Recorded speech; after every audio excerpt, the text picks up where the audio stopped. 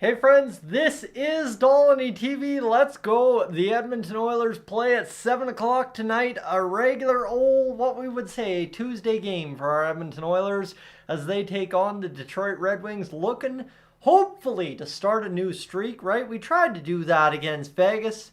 Or no, we tried to continue the streak against Vegas, lost that. Tried to start a new one against Anaheim, and then LA kicked our butts real bad on Saturday there. And oops, yeah, we're right back where we were, kind of going 500 hockey for some reason. But that's nothing too concerning as current for us Edmonton Oilers fans. Obviously, for those of you that have followed the channel here the past 2-3 weeks, you would know that the math for the Oilers is technically a 48-49 now. I think it's probably almost 50 again. Points percentage share down the stretch to be able to make the playoffs. So for right now, we're loving our odds, and we're sitting in third place in the Western Conference's Pacific Division. So we're doing okay, right? We're doing okay.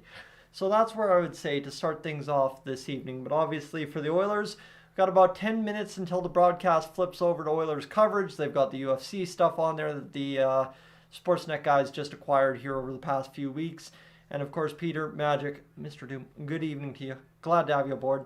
Glad to see everybody getting joined up here. We got 12. We're only a minute 25 into the stream, so we'll see that probably pop up over 50 before the 7 o'clock hour. So I guess tonight, what we normally do here, something I always go and look at if we've got a little bit of extra time in the pregame shows, which tonight I will tell you we do have some extra time just because I'm basically sitting down to live stream. Literally, I've walked in the door, had a meeting at work and ran late, and here we are. So we look at this here for the Edmonton Oilers and who all's streaming right now. You've got the Oilers Nation streaming with about 144 folks, right? These guys have been live for however long. So too Edmonton Sports Talk at 128. So I'm expecting tonight, that's how I basically gauge those numbers that we always talk about off the hop of the streams. I'm expecting tonight to be a quieter, more tame night, unless for some reason we go to overtime or a shootout, which the Oilers and Red Wings, I think, did the overtime thing last time out. So I'm looking forward to something that I guess you could say is just a little bit more relaxed tonight, right? No pressure of a high touting win streak, no pressure of going out there and obviously rebounding again after the game against Vegas. I mean, yeah, that game against LA you don't want to talk about very much, but again, we're not looking for as big of a response tonight as maybe we were against the Anaheim Ducks, because again, expectations got sky high that the Oilers, myself included, thought the Oilers could just roll the Anaheim Ducks, and they didn't bother to show up into the game for the first half or whatever it was. So tough go there, but yeah, that's where we are at right now, friends, as we just continue to key along into the pregame show. It's going to be a good day, and I'm expecting things to kind of heat up here as well tonight, just in terms of maybe the intensity from the Edmonton Oilers. That's what we're looking for. Magic to be expected. Oilers need to get back to how well they were playing during the streak. As Bob Stauffer mentioned, as many folks mentioned at the end of the streak there, those last 3-4 games, it was simply coming down to the Oilers stopped getting the depth scoring, and all of a sudden it was Connor and Hyman and Nuge's show racking up the points, and obviously when that starts happening again, you knew the streak was on limited days. So it is tough, but yeah, end of the day is always a chance to start a new one until the season ends. So we'll see where we go from here. Peter, I'm recommending something that has become quite a good little, I guess what you would say, a mini docu-series kind of YouTube situation. I've only caught a few minutes, but so far so good work from Ben Oakley. Obviously, a very good topic when it comes to Edmonton Oilers history, the Decade of Darkness, and it's something that probably this weekend, if I've got a little bit more time, I'll dive into a little bit more. But that said, you got to keep up with what's going on here now, and you know how much the Oilers are making things happen. Last night we got news on that Jake Gensel trade price, and that's still probably the biggest news in oil country right now, technically speaking. For some reason, things are just popping off on that video right now. It's pacing out to be probably a top 6 video when it comes to Edmonton Oilers coverage on Dolynny TV all time. And I want to mention that because at the top of your chat right now, you'll see that Junior B goalie fight with a link to a YouTube video. Friends, that is also a Dolynny TV video from the original days covering the Cold Lake ice way back when in the NEA-JVHL here in Alberta. And to tell you honestly, I'm excited to be back up in Cold Lake. We got pretty much everything figured out. Again, I'll tease as I did the other night. Look for Patrick and I's official announcement on the news coming out of Cold Lake here for Easter weekend upcoming here in the next few weeks. We just got to solidify a couple more things. We got to get obviously all the graphics and stuff put together, and then we'll have a little bit more fun with things here as we get set up for obviously what will be another good weekend spent up in Cold Lake. This year might finally be the debut of Patrick and I getting to do the commentary together. So as far as the plans are laid out, we should be ready to rock and roll. But that said, hopefully I get a little bit of time to relax and sit back this weekend, sit back a couple weekends over the course of the next few weeks, and catch up on some of the other great content coming out about the Edmonton Oilers this year. Peter, I think you'd notice it, Magic, you'd notice it. You've been with me a long time.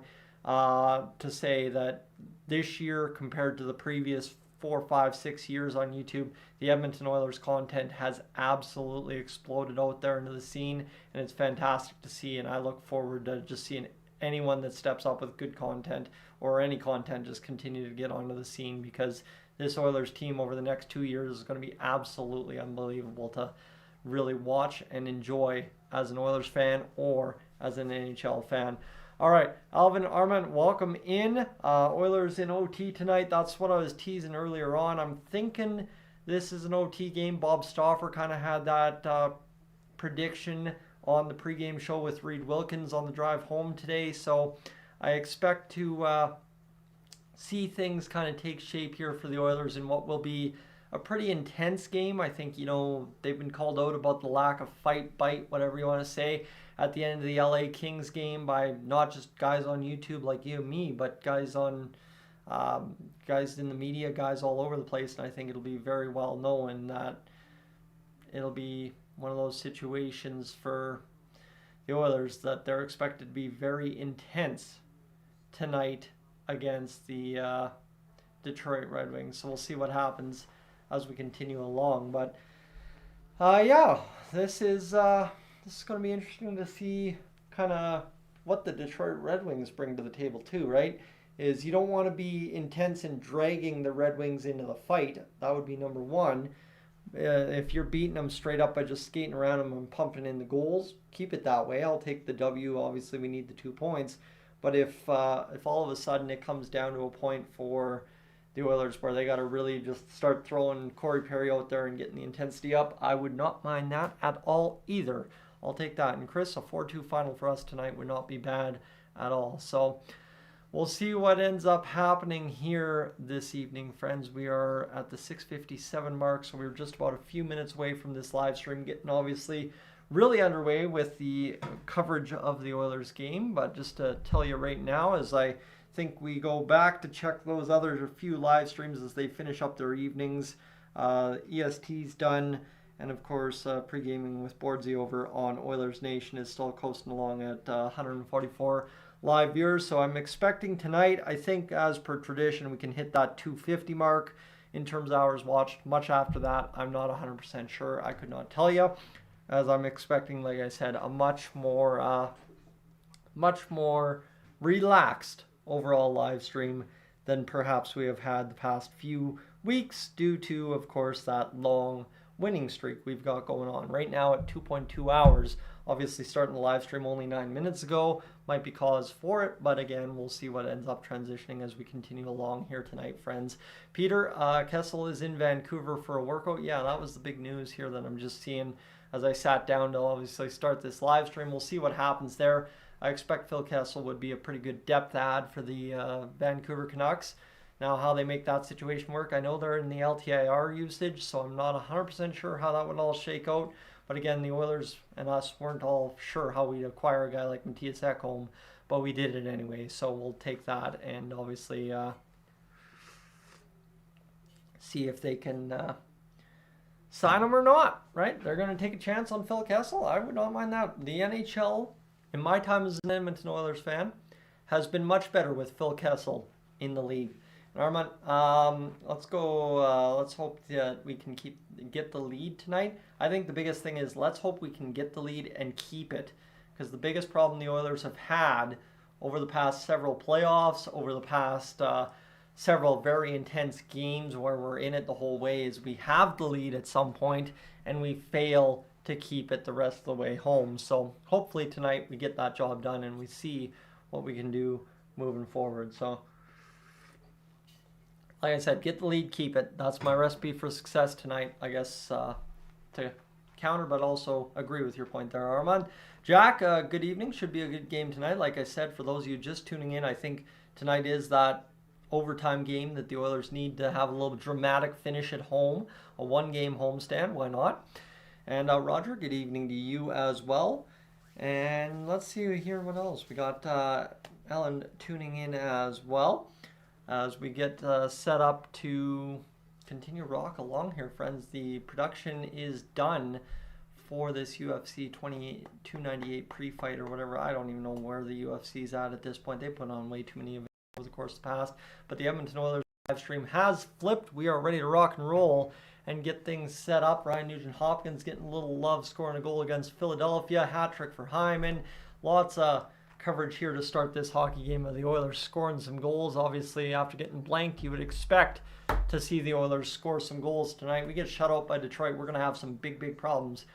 But Gene Principe leading us into the pregame for the Edmonton Oilers this evening, which should be a good go. I think the Oilers are going to have a fun game tonight. Like I said, it's either going to be intense, like an overtime game, kind of a little ratchet up the intensity to the playoff level that we know the Oilers can play, or maybe it's just going to be one of those skate around Detroit and beat the crap out of them in the goal column. Well, I mean, maybe that happens, or Detroit just absolutely mops the floor with us. Anything is possible, my friends, and we'll see what happens as the Oilers continue along here tonight. So Rio, welcome in as well, as we are just a few moments away from getting this hockey game underway. And yeah, no, I'm looking on the replay here. I'm still getting used to wearing the goatee full time. It's something that I think I'm going to commit to for pretty much the rest of the season here, and then we'll see what we want to rock for playoff hair. But as far as it goes right now, I'm pretty well liking the goatee, and I think we're going to keep that going. The hair, I wish I could have kept the longer hair, but it just came down to necessity of chopping it off because it was just no longer viable. A guy touched my hair on the weekend and my head hurt, so it was time to chop the hair at that point, I'll tell you that much. But yeah, this old cut is kind of looking good. As a 7-0 home record for the Edmonton Oilers in 2024, my friends, as the Oilers are going to get set up for the game number 8 at home this season. We got the Lunar New Year. I don't know if that's the taps. I don't actually know if that's the scarf or what it is, but it is beautifully colorful. January 11th overtime win in Detroit. 9th straight win at that point for the Edmonton Oilers. It was Darnell Nurse, the hero in that one, obviously passing him for some very high honors within the Oilers organization when it comes to overtime goals scored. And now for us tonight, we're looking to avoid overtime and just go in there and clutch off what should be a very good finish to a hockey game, as long as we, like I said, get the lead, keep the lead, and hold it the rest of the way home. So the Oilers continue along here tonight, losing 2 of the last 3 games. And of course, everything's gotten quiet around the Oilers, as I was mentioning right off the top of the stream. For those of you that were potentially over in the Edmonton Sports Talk live streams or Oilers Nation live streams that have just recently ended, what I would tell you is you look at the numbers there, right? Those are the 2 pre-games on Edmonton Oilers YouTube right now. And the numbers there during the win streak kept creeping up, and now they're back kind of to where we were just after Chris Knobloch took over and we had lost those 3 games straight. So back again as this season continues to roll along and evolve and tumble as it goes. We're back to this situation where I think, right, everybody can settle down, calm down. The Oilers are in a good spot. I don't have to worry about it. I don't need to sit there and watch every second of it, because they're just going to kind of win 2, lose 1, win 3, lose 2 kind of deal the rest of the way home. So we'll see what the Oilers have in store for us tonight, like I said, but I'm excited, obviously, to just have a more relaxed atmosphere around the live stream tonight, a more calm demeanor around just going about this game in terms of getting 2 points. That's really the only thing at stake tonight. There's no NHL records. There's no goal scoring record. There's no saves. There's nothing insane in this hockey game for the Oilers. So let's just go take it little by little and see what happens here the rest of the way home this evening. Michael, hoping the Oilers pick up Jenner from Columbus. Again, that's one of those, I want to talk about it, and I probably will talk about it tomorrow if there's some news on it, but I really don't know if, I think, was I listening to Elliot Friedman and Jeff Merrick on 32? I was listening to something here in the past 3 days, and it's kind of one of those situations, how much does the owner love Boone Jenner? Because if the owner loves Boone Jenner will never be available no matter what is offered for him. So keep that in mind. It may be very interesting to see kind of if that evolves, and maybe that would be the reason we have not seen Boone Jenner's name fully thrown out there in trade talks outside of this little magical situation that happened at the All-Star game. Most wins in 30-game segment in Oilers history, 25 in 23-24, sets us up to get into a conversation where we won 3 out of our 5 Stanley Cups in franchise history when we eclipsed 22 or more wins in a 30-game segment. So the Oilers have dominated in the years that they've won the Cup. Majority of the years they've won the Cup, 3 out of 5. But obviously, we'll see what they have in store for us this playoffs. We can all agree there's a couple things this Oilers team needs. What will be prioritized? What will be upgraded? Your question, my question, who knows? But we look forward to seeing it all work out here as we continue along. As we say that, Justin, Dave, and Homeelander, good evening. Welcome to you as we get fired up for, obviously, the land acknowledgement within Rogers Place this evening, and now to the national anthems. A 2-anthem game. The Red Wings are in town. So we've got the American national anthem being played within Rogers Place now. And then we should be ready to rock and roll for this evening's hockey game. Rob Clark makes his way out onto the ice, and we should be set up for a good old Oilers game tonight, friends. I'm excited for this one. Obviously, we're just moments away from puck drop, where we will take a second to check if we have reached that 10-hour mark yet on the stream or not, as that's kind of where we always gauge things out. And we are right now currently at 8.89, so we've got a little work to do, but don't worry, we'll get her done as these anthems play along. Lots of Red Wings fans obviously going to be in the stands for this one. Any original 16 comes to Rogers Place, there's always going to be a handful, if not a plentiful handful, of other jerseys for that team in the stands this evening. So friends, the lineup tonight, I don't need to flash a graphic, I got it memorized. Again, the Oilers really can't change things too much. It goes, as always, Nugent Hopkins, McDavid, Hyman. You've got Kane, Draisaitl, Perry. You then have McLeod, Fogle, and Holloway on line 3. And bing, bang, boom, Gagne comes into the lineup alongside Derek Ryan and Connor Brown. Now, the 6:30 Ched listener that was picked this evening to win the $1,000 food and beverage playoff party situation chose Connor Brown to score the goal. So if Connor Brown scores the first goal of the game, that person obviously wins a $1,000 food and beverage and a playoff party, I believe, at Sherlock Holmes Pub. So we'll see what Connor Brown in the fourth line for the Oilers might have in store this evening for us. So friends, also I'm counting down the days, now officially 10 days away from rocking down to Rogers Place on a Friday night to watch the Minnesota Wild. You'll be able to catch me live on TV right in behind the Minnesota bench. So that's going to be fun.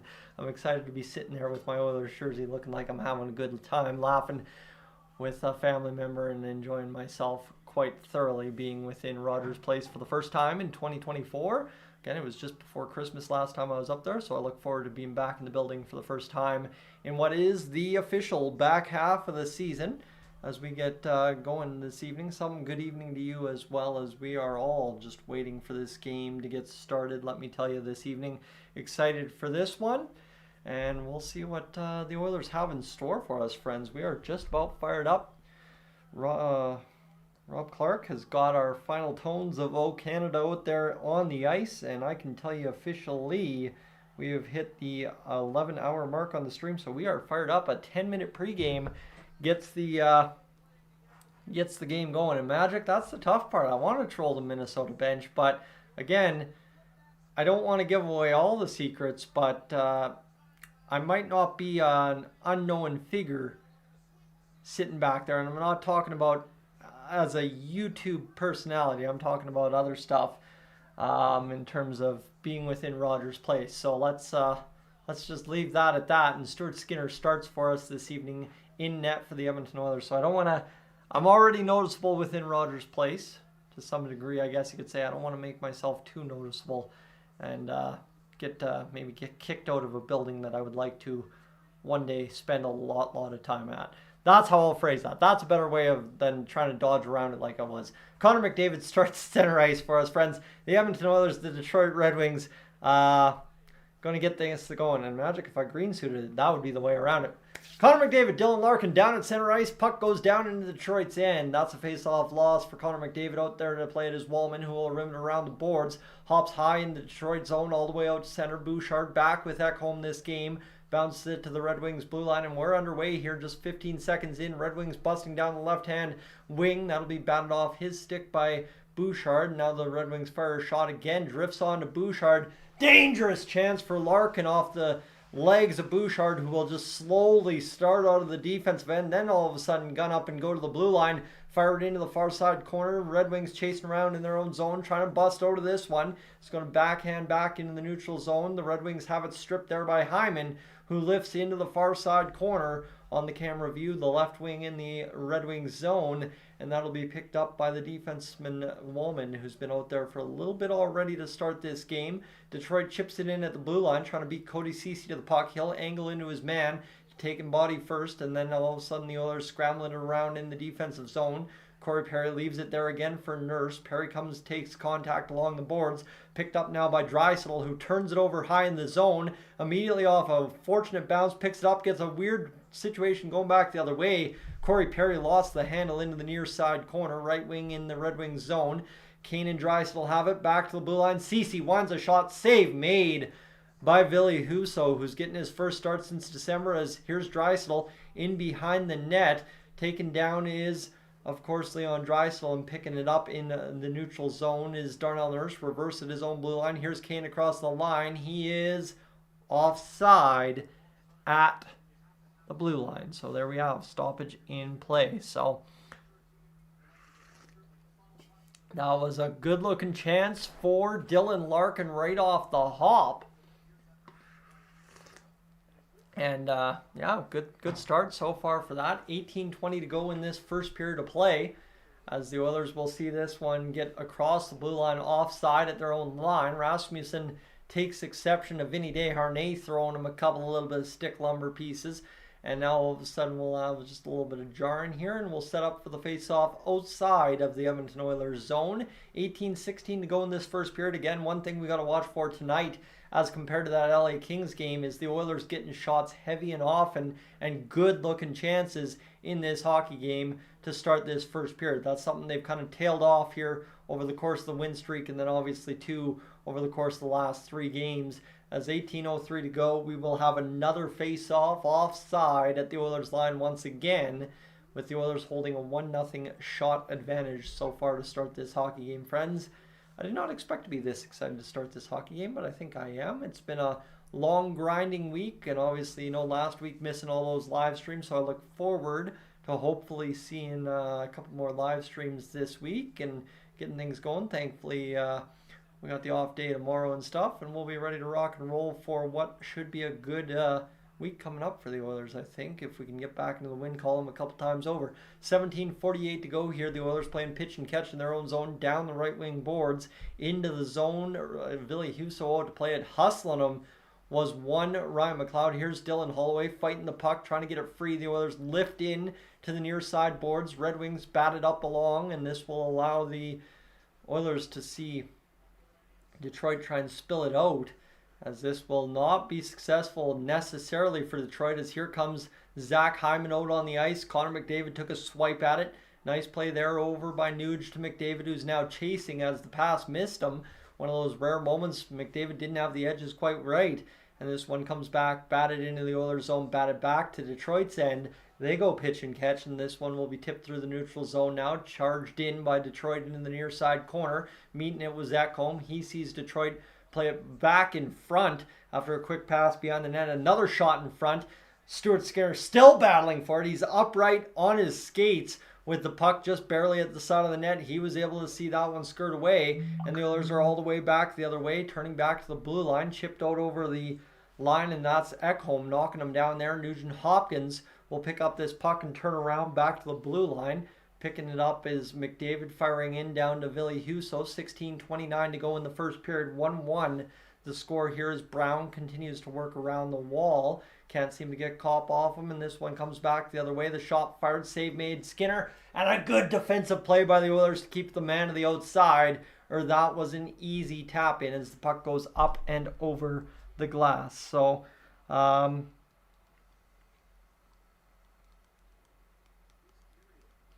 sorry, just a work situation.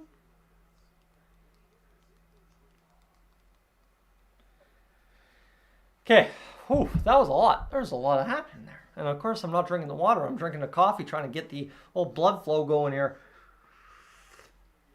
Get pumped up. We want a good third period. Shot fired, save made by the boots of an Oilers player in the lane. 96.3 mile an hour off the tape of Shane Gostisbehere. Bearing down is Derek Ryan. Something he's not exactly known for, but the man can separate a guy from a puck once in a while as this one comes down in the near side corner. Connor Brown's out there chasing this puck around. Derek Ryan now down to Connor Brown. Brown working along the near side wall. Already seen some comments doubting that anything's going to happen here on this shift. 15:42 to go on this one as Darnell Nurse comes all the way down behind, and Nurse kicks it free as Gagne, just waiting on the wrong side of the puck, sees it covered up by Ville Husso. And Jake Wallman, who's had a pretty fantastic few months here in Detroit, he's kind of become something of a celebrity with that gritty dance and obviously winning some big games. And that game against Vancouver was a pretty big victory for Detroit, who's trying to stay in the race. All right, here we go. 15:35 to go as the face-off is won back by Detroit. They'll work it down low, does Perron, who's a current Edmonton Oilers trade target or a speculative target by some media members. 15:25 to go in this first period. Picked up now by Cody Ceci. He'll flip ahead over to Perry, who's going to try and lift out of the Oilers zone. Can't do it. Knocked down into the near side corner by Detroit. Back to the blue. They're going to roll around at the high point. Shot fired, goes up over top, hits somebody in the head. I believe that was Connor Brown getting nailed with that puck. Sorry, that's Leon Draisaitl. That's yikes. 15:04 to go in this first period as that one continues to the near side. Shot fired, save made by Skinner again. A bad hop in his crease fooled them, but the Oilers were able to clear it away from harm's way and make sure the Oilers goaltender remains unscathed 5 minutes into this hockey game as Detroit continues to get a couple chances. Here's Patrick Kane flipping and going for a line change. Nice pick play by Kulak, doesn't go called. 3-1 the shots for Detroit, tipped down, and the shot comes in, blocked in front again as Vinny Desharnais stands in front of two shots and allows the Oilers to continue to push the puck to the outside. This one now picked up by Warren Foegele, I believe. Yeah, that's Foegele batting it along to Dylan Holloway, who again had a tough game against LA. And we're looking for him to rebound his puck control a little bit here tonight against the Detroit Red Wings. The Oilers offside as Detroit gathers again. The home run pass successful on a couple of bounces to Sprong. He's at the blue line. He'll pass off the shot fired Gostisbehere into the chest of Stuart Skinner, who swallows that puck up, and he is hurting. Stuart Skinner is down in pain, friends, after making that save. He is holding on for dear life out there for a few seconds, just crouched down, and I don't know what got him on that puck, or he just had some kind of something going there as that puck comes through. Ooh, it hits.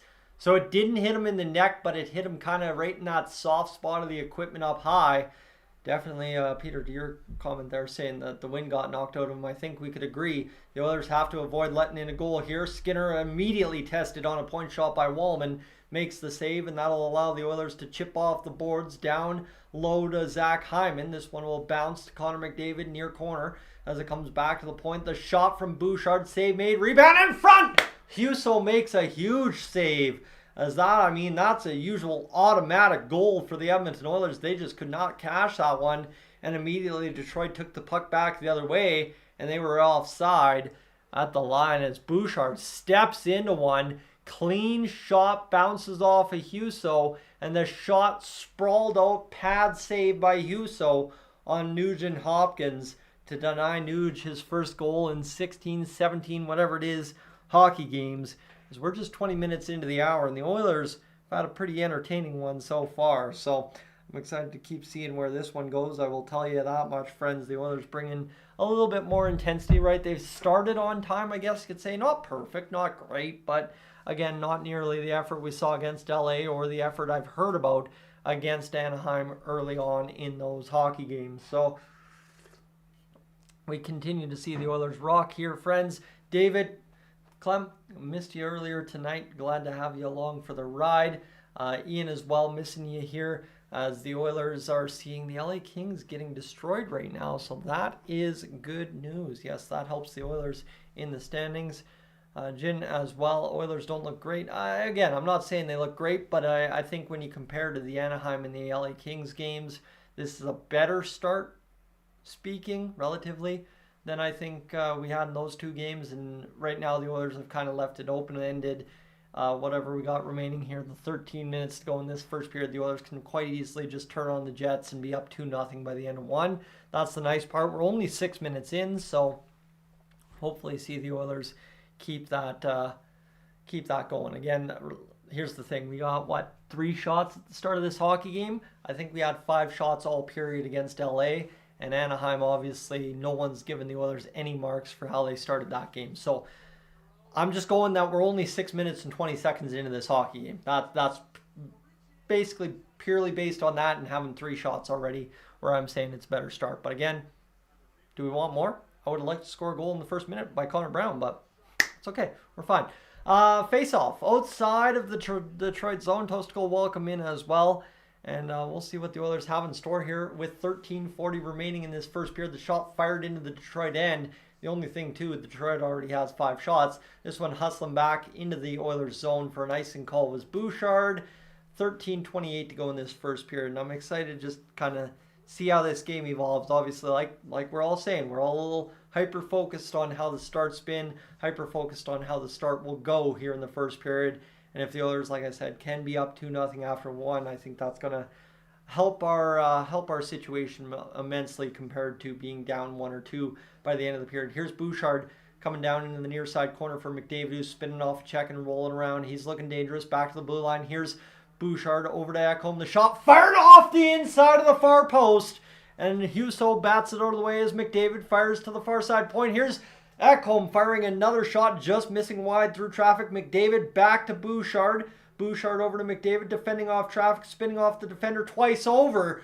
Good work to get around 2 guys, leaving it for Bouchard. He dances the defender. Back to the blue line for Ekholm as Bouchard wheels down to the far side dot. Along the boards now to the middle of the ice. There he is going to Hyman. This top line, compared to how they were looking against LA, they're starting to dance here in this shift. You like to see it as here's Nugent Hopkins peeling off the puck from the Detroit defender for McDavid near side. Now Bouchard back down to McDavid. He bobbles the puck. The Oilers trying to keep it on side. Can't do it. And that will pretty much do it for the top line shift. But you like to see that little bit of effort there for the Edmonton Oilers on this shift. As that's a good little buzz. They got a shot. They got one off the post. 4 shots now in this first period. Draisaitl lumbers along the right wing, cuts to the middle, shot fired up and over top of the net, trying to fool Husso, who definitely looked like he didn't know where that puck was going right off the tape. And here's Draisaitl cutting off a puck. It escapes him to the near side. Detroit's going to be able to hustle along the near side wall, and they will try and knock this one down as Nurse will pick up this puck, roll it along the near side boards. Draisaitl looks to the open man in the middle of the ice. There's Darnell Nurse, 3-on-2 the other way for the Oilers. Onto the tape of Perry, who tries to overpass it, and the Oilers fans seem a little upset with that based on what I'm hearing on my TV. Shot fired, save made, wrap around by Kane. Another pad save for Ville Husso. Detroit fires it off the glass. Ceci holds the line, picked over to Draisaitl. Just a nice, perfect little pass. Draisaitl pass to the middle, can't get it to connect, and here you go. All of a sudden, look at this. The Oilers picking it up here. Draisaitl looking off the near side boards, trying to make a pass. He cuts to the open ice as this will be a shot fired. Save, scores! The Oilers fire it through traffic. This one may be challenged, but that is back-to-back shifts for the Edmonton Oilers in 6 shots this period. And Leon Draisaitl through traffic finds a sprawling Ville Husso a hole to find the back of the net. As look at that, was just a perfect back-to-back set of shifts, and there you have it. Perry never touches Husso. Perfect distraction in front of the net. Does exactly what guys do to us. Get in between the defender and the goaltender, and Husso goes down. You'll love to see it. The Oilers find a way to get up to a 1-0 score. We've scored first. Again, as we said early on, now you've got the lead. Keep the lead. Let's find the win column here tonight, friends. 7-5, the shots on goal. Husso's hurt by the looks of it. He's shaking it up on the bench. He doesn't exactly feel the best. Do we have a Matt Berlin situation here? As Husso's looking like he's going to go down the tunnel, and the backup goaltender has hit the ice for the Detroit Red Wings. You like to see it. Alex Lyon walks Ville Husso onto the bench, and everybody questioning why Lyon wasn't starting. Well, Husso lasts 9 minutes. I know he hasn't started in pretty much 2 months. We're hoping the best for him, because that's tough to see. That was a tough fall he took, whether it be whatever happened, I don't know. But Alex Lyon has stepped into the crease for the Detroit Red Wings. We have an e-bug situation in Edmonton where there's going to be a guy now sitting in a dressing room suited up, getting a Red Wings jersey put together, as Husso gets bumped and then just goes down to butterfly and just loses an edge and hurts something. And I mean, if he was hurt before, hopefully he is not hurt again, but we'll see what happens here. As Ace, welcome aboard. Northern Farm Girl as well, missed you earlier. And Bottom Bob, welcome in. As this is a face-off, one back for the Oilers. 25th goal this season for Draisaitl. Good to see his Nurse and Ceci. And Ceci, despite no scoring, has 14 assists this season, so that's a positive. As the Red Wings are across the line, they're into the Oilers zone looking for a response. As this comes back down low and picked up now by the Edmonton Oilers, as Brett Kulak will try to lead out the offense. 4th line shift here, gunning into the zone was Kulak.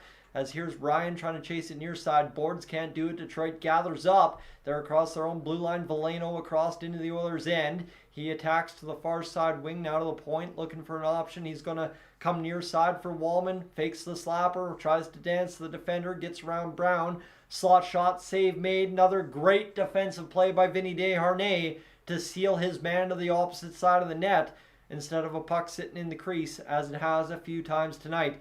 Derek Ryan working off the boards in the neutral zone, goes back down low to Vinny Desharnais, who will spin around. And friends, I'm going to do something here right now. The last time I showed off the Vinny Desharnais bobblehead, might I add, right? The old Vinny Desharnais Star Wars Night Condors bobblehead that sits just over my left hand here in the studio.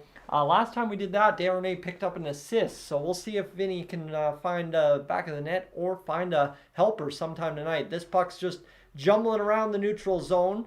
Mata fires it in, drifted towards the net, never a danger, and the Oilers bat back to center ice as here comes Warren Foegele on the attack. He dances the defender, still with it. Bouchard looking for a pass, can't do it. He'll drift down low to Foegele in the near side corner now, as that one tied up for a brief moment, and picking it up was Detroit, forcing it out into the Oilers' end. Matthias Ekholm there to meet it. 9:14 to go as it's picked up at the blue line. Nice headman pass by Ekholm across to Foegele, who immediately gained the zone. Pass to the middle onto the tape of McDavid, who didn't realize what was coming. He thought he had a glorious chance and tried that little extra swim move to get there. Oilers defense keeping the line. They're going to fire a shot. Drift scores off the skate of somebody in front, whether it be Nugent Hopkins. But I think that's Cody Ceci's first goal of the season. Oh boy, the Edmonton Oilers. I think Nugent Hopkins is going to get some love for that one, but you love to see it. Cody Ceci, a perfect shot on net, as he has. He's had several this year, but I believe Cody Ceci has just snapped what I think is the longest goal drought in the NHL by a seeing eye shot that deflects off of a stick, maybe off of Nugent Hopkins. Let's see the reverse angle. Nugent front, and I still think that goes off the Detroit stick just based on where Sider's stick is. But what a wild sequence of events. The backup goaltender in the game gives up a goal on pretty much the next shot the Oilers get on net. And just like that, we've got things going here. As this is a shot fired, blocked in front again by the Oilers. Wallman, 90.1 miles an hour, and another stand-up block in front of the lane by the Edmonton Oilers to keep it off the board. As this one comes out of the zone again. That time Cody Ceci's not keeping the line. But here's Stuart Skinner down low to Darnell Nurse. 8:25 to go in this first period of play. Nice shot pass over to McDavid, loading him up. Here's the shot up, coming. Save made by Lyon, who scrambles onto it way out of his crease, drifting on that puck with the momentum. But the Oilers all of a sudden pouncing here on Detroit. Just a perfect shot by Ceci. And it is off the skate of Seider. It is Cody Ceci's first goal of the season based on two good efforts in front of the net. Draisaitl credits with the first one from, of course, Corey Perry in front. And then Nugent Hopkins does everything except for score as he creates traffic in front and allows for a deflection for Cody Ceci's first goal of the season. So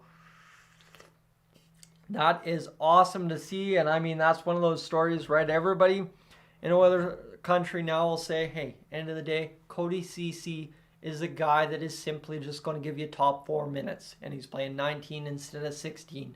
Tough go. He's not going to give you the offense you're looking for in that role. I don't care, because Cody Ceci just scored tonight, and we're all happy again, right? For this hockey game, we're just happy that Cody Ceci scored and the Oilers are up 2-0. So there we go. Like I said, I was seeing some things to start this hockey game that the Oilers were giving us a little bit more signs of hope when it came down to a better start. And I mean, not saying Detroit's LA or Vegas, comparatively speaking, but it is huge that we have this start and we're up 2-0 right now. So, yeah. There it is. And Peter, I might have, but honestly, to talk about Cody Ceci getting his first goal, we've done that all year. We did that all last year too, it feels like. I'll just be happy that it happened. And yeah, that's fantastic that Cody Ceci has been able to find the back of the net. David Perron, obviously big NHL presence over the course of his career. And it looks like he got his son to meet Connor McDavid. And of course, the last time David Perron and Connor McDavid were probably hanging out together, it's been a while since David Perron and Connor McDavid probably really got some good time to hang out. I don't even think David Perron was around when Connor McDavid was around, but again, right? David Perron's still an Oilers player at one point, and once an Oiler, always an Oiler. So Cody Ceci's first of the season. Darnell Nurse assist number 10. He's got 2 helpers this game. Cody Ceci's got 2 points this game. And by the way, McDavid picks up an assist as well, as this one is cut off there by Desharnais. It'll be flipped to the outside, and the Oilers will pick up and play to the near side. Here's Draisaitl across the line. And yes, indeed, that would happen. That would explain that. Let's go here and see what we got, as we are good to go. And go. Cool. Give me a second. Just lost the stream, as I always do. Tends to happen. You know how it goes. And we're going to go down low here and here. And we'll be back to action in just a moment, friends. Sorry, my apologies. You know, this happen more often than I like. But Cody Ceci, Tamara Petter of Edmonton, Alberta, has won a 50,000 more rewards points because of Cody Ceci. So there you have it. 7:38 to go in this first period. 10-6 the shots on goal for the Edmonton Oilers. As Dylan Larkin, and actually I guess that would be, Peter, that David Perron trade in 14-15 would be the pick that went to none other than those guys in New York to draft Barzell, if I'm not mistaken, the first rounder. I think that's how that plays out. 7:30 to go here in this first period of play. Shot fired, save made by Stuart Skinner. Good to see him there. And this comes on down low into the near side corner. Mata has the puck. He'll lift off the boards, and the Detroit Red Wings will fire down into the Oilers' end for an icing call. 7:13 to go. The Oilers have started much better, and longest active playoff droughts in the NHL right now. 12 seasons for the Buffalo Sabres, 7 for the Detroit Red Wings, 6 for Ottawa, and 5 for Anaheim. So there you have it, friends. The Oilers ready to get things going here in this late half of this first period. Hopefully bring it home. Again, friends, if you haven't had a chance yet to hit that like button on the stream, I forgot to mention that right off the hop. It was a quiet start to the stream, so definitely if you haven't done that already, make sure to do that here tonight. And the puck goes off a Detroit Red Wing in their own zone, up and out of play. Eli and JJ, welcome aboard. James as well, as we are getting things just kind of set up for this hockey game. Obviously, the Oilers up 2-0 early on. Like I said, get the lead, hold it. Alex Lyons now in net for Detroit because Ville Husso left injured. Connor McDavid will take the face-off. Kopp out there to greet him in the face-off dot as it'll be tied up. And incoming is Nugent Hopkins with 7:08 to go in this first period of play. Scored 2+ goals in 21 straight games. Have the Red Wings longest active streak, so we'll see if we can snap that here tonight. Puck's rimmed around the far side, boards picked up and rimmed back the other way by Detroit as this will work out into the neutral zone. Picking up is Hyman. Diving play offside, or the Oilers by a country mile, was Ryan Nugent-Hopkins, and Connor McDavid can't believe it, but what do you do, right? You just sit there. Whoops, it happens. 6:50 to go in this first period of play, friends, and I'm going to need some water in that first intermission. I will tell you that much. Ace, thank you so much for hitting that like button. But we are off to a good start here tonight. And Nicholas, welcome in as well. Missed you earlier as the Oilers playing D-to-D catch in their own zone. Pass up along the boards, picking up steam is one Sam Gagner. Firing into the near side corner, it goes around to the far side, picking along the boards. Derek Ryan's taken in, rattled up, and Sam Gagner throws a hit. So, yeah, if you know when Sam Gagner is on his game, he is a dangerous player for the Oilers. Here's Derek Ryan alongside Connor Brown. Brown looking for his first goal of the season. He's knocked off the puck. He's still got the puck here as he's fighting in that near side corner, trying to come up with it. He just doesn't even seem to fully be engaged any game he plays anymore. But tough go when you obviously haven't scored all year, and your expectation from a lot of fans was you should be able to simply score 20 on the wing with Connor. 11 goals, 21 points in a lot of games with the Oilers last year was Klim Kostin. One reason why many of us are upset with Connor Brown and his performance so far this year. But again, Klim Kostin struggled to find a full lineup spot within Detroit's system. 5:45 to go here in this first period of play. 10-6 the shots, back to the blue line. Patrick Kane has it. Far side, no power plays yet. Shot save made by Skinner. He's scrolling onto the puck, and he has got it down underneath him. He's got the skate blade up. That was old school right there, pad stack style, as he had it underneath him. Did Stuart Skinner with just a few minutes to go here in this first period of play, friends. Welcome to those of you just tuning in. I see we've peaked up over 130 of you aboard here this evening. Thank you for tuning in to Dolynny TV. And as Bottleman Bob mentioned earlier, this is the first live stream officially starting at 15,000 plus subscribers. So, right, that's where we're at right now. And yeah, end of the day is right now for us. I appreciate you guys tuning in, game out, and appreciate you tuning into the live streams from the car, the videos, wherever those come from. You know, it's been a journey this year, especially given how we started, but it's been a journey over the past several years, that is for sure, and I appreciate each and every one of you that have hung out with me along for the ride. There was a year and a half where I quit this completely, but we're still doing this, so you like to see it. Nick, expected Cody Ceci having more goals than Connor Brown on the Oilers season bingo card. Well, especially this late into the year, right? I think we could all agree on that one. Not much is for sure, but right now as it sits, friends, the Oilers are just up 2-0 against Detroit, and we're rolling along here tonight. And Ace, yes, it's been a tough go in Detroit for Klim Kostin, but again, for the Oilers, how costly having Klim Kostin at $2 million compared to kind of fit in the lineup the way we did. That is the question. I know a lot of people would bring it down to, I would rather have Klim than McLeod. Again, then who's your third line center when you've given Ryan McLeod money to Klim Kostin? And I think Oilers pregame show on 6:30 Ched was pretty pointed today. Basically discussing things with Klim Kostin. It's like if Klim Kostin said I'd sign in Edmonton for $1 million, he'd be an Edmonton Oiler right now still, right? So it all came down to dollars at the end of the day, and that's the unfortunate part of all of this. It is a business, and it's really tough when a great guy like Klim Kostin leaves the team. But again, at least for us, let's sit here and say, well, I mean, end of the day is what's he really doing in Detroit? I guess that's what we have to point to for all of it. 5:24 to go. We're back underway in this first period of play. Detroit in the offensive zone. One-timer shot save. Stuart Skinner covers. Sutter destroyed on the slap shot. And there we have it, right? The Oilers are getting goaltending tonight from Skinner. When he has not covered a post or when he has dropped a puck in the crease, the Oilers defense have kept the men to the outsides and opposite sides of the puck. And the Oilers are doing just enough to obviously keep a 0 on the sheet. So you like to see it. So it's been solid so far for the Oilers, and now hopefully we can keep it rolling as we just have 5-ish minutes to go to seal off this first period and call it a good start. Drysdale goes off for interference, by the way. Someone missed that.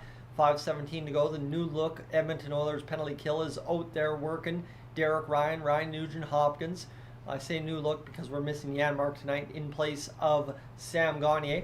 81.8%. The Oilers penalty kill ranked 8th in the NHL under Paul Coffey and the new leadership with Chris Knobloch after the disastrous start under Jay Woodcroft this season. 5 for 15, 33% the last 5 games for Detroit. The shot save made. Man in front as Vinny Desharnais takes an extra chop at the back of Joe Veleno. He might look to do it here again one more time, trying to make sure Veleno doesn't get to the blue paint if a puck falls in the corner. They're working around down low, far side, looking for the pass to the middle. Nice feed to the outside, tip in front, and there you have it. Ekholm is the one that buries Veleno for getting to the blue paint. The pass to the far side, Dot again, looking for that stretch seam pass. There it is, save made, shot goes through.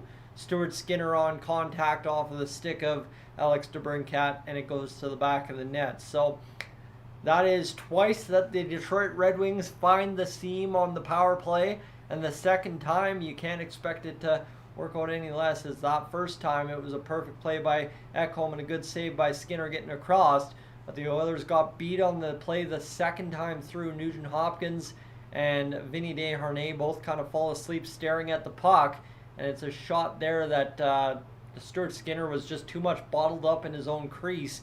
He was pretty much right on the line. And that was a tough start on that power play. The Oilers were hemmed in right away and just could not seem to defend. Like I said, new look without Matthias Janmark, and it costs you right out of the gate. You're down a power play goal to start this hockey game. 2-1, the Oilers still lead. Puck picked up on the far side as the Oilers look to get out and attack Alex Lyon once again. As Leon Draisaitl, I'd like a replay of what he did. I don't even think I caught that. As this one comes down now to McDavid. McDavid's going to get started along the wing here on the near side. He's going to chip across the blue line. And now he looks a little frustrated, just kind of trying to skate to that puck. 2 guys in front of him. And the Red Wings chip out to center ice. Here's DeBrincat with his 19th of the season. There was once upon a time he led the NHL in scoring. Kane gets his 11th assist, and Sider gets his 21st of the season. So this puck picked up by the Oilers, tipped back by Hyman, back onto the tape of McDavid accidentally. The Oilers have all kinds of line changes going as Bouchard will pick this one up in his own zone. The Oilers complete the change. Wheels are in motion. Bouchard passed through the middle as Fogle and Holloway run into each other, and that discombobulates the attack. Pass to the middle. Nice chip away by Ekholm. That one almost landed on the tape of a Red Wing in the slot. That could have been danger. 3 minutes to go here in the first period. The shot to the near side by the Red Wings. Good pass for the one-timer. Couldn't connect. Mata just unable to fire up the cannon. And this one comes back into the middle of the ice. Puck to Fogle. Just missed him on the breakaway home run pass at the blue line. That was 10 feet Not very often you get those passes, and the Oilers still couldn't make it happen. Puck off the boards into the Oilers' end as Derek Ryan, couldn't even say a word there, picks it up and he gets it down low to Matthias Ekholm, who looks for options. He's going to slow it down. 2.5 to go here in the first period of play. Nice play up to Connor Brown. He'll flip in. He's going to skate hard into the corner, but never really went after it too much, and it'll be up to Vinny Desharnais to keep the line. Derek Ryan taps down to Connor Brown. Brown leans in, and you know how much Brown should want a goal in this game now that Cody Ceci has broken the goose egg on the season as well. This one rimmed around to the far side. Picking it up is Brett Kulak. Connor Brown still supporting. He's definitely taking that 2 men on the puck thing seriously that they tell the U13 squad in RMAA all the time. And there's Derek Ryan firing a puck off of Alex Lyon. He doesn't know where anything is, to be honest with you. Alex Lyon looked lost on that couple of discombobulated passes right in front of him by the Edmonton Oilers. $1:40 to go here in this first period. Down to Stuart Skinner it comes. We got $1:30 remaining here in this first period. Vinny Desharnais got the puck. The second line featuring Leon Draisaitl back on the ice. 10-10 the shots. Home run pass from Desharnais gets a tip through. Lyon comes out to play it rather awkwardly as he was looking for that pass and knew that there was contact coming for the Red Wings player. The Oilers erased the man, but still bleed the chance the other way, and Stuart Skinner swallows it up in his chest for another save to start this hockey game now above 900 on the save percentage register. That's that one. Nice pass there by Holloway looking for the home run pass, and Foegele just cannot believe he could not get that pass through. And then Derek Ryan trying to find Connor Brown in front of the net, just couldn't get it. That's the pass that had Alex Lyon all kinds of discombobulated. It almost worked out, however, and the Oilers will roll to the near side corner, trying to pick this puck up along the boards. Comes to Corey Perry. He'll bat to the middle of the ice, and here comes Evander Kane. Good time for Draisaitl to make good on that penalty and score his second in the game, I'd figure. Yeah, I've already talked about other things happening, so we'll see what happens. But that shift's going to fall apart quickly, and here come the Red Wings back the other way. Draisaitl back checking.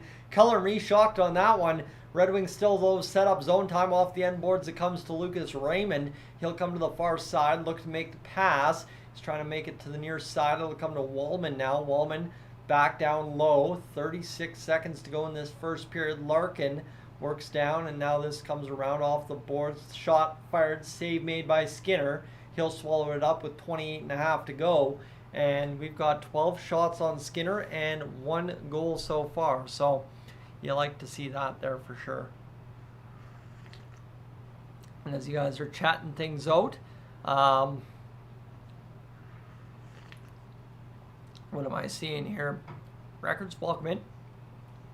And as well to say, Daniel, welcome aboard. Missed you earlier. And yeah, we're just scrolling along here in the chat. Obviously, you guys are pretty much chatting amongst yourselves, taking care of each other. I don't have to worry about nothing. That's the best part about these relaxing nights where it's not quite a hotly contested matchup like maybe Vegas or LA.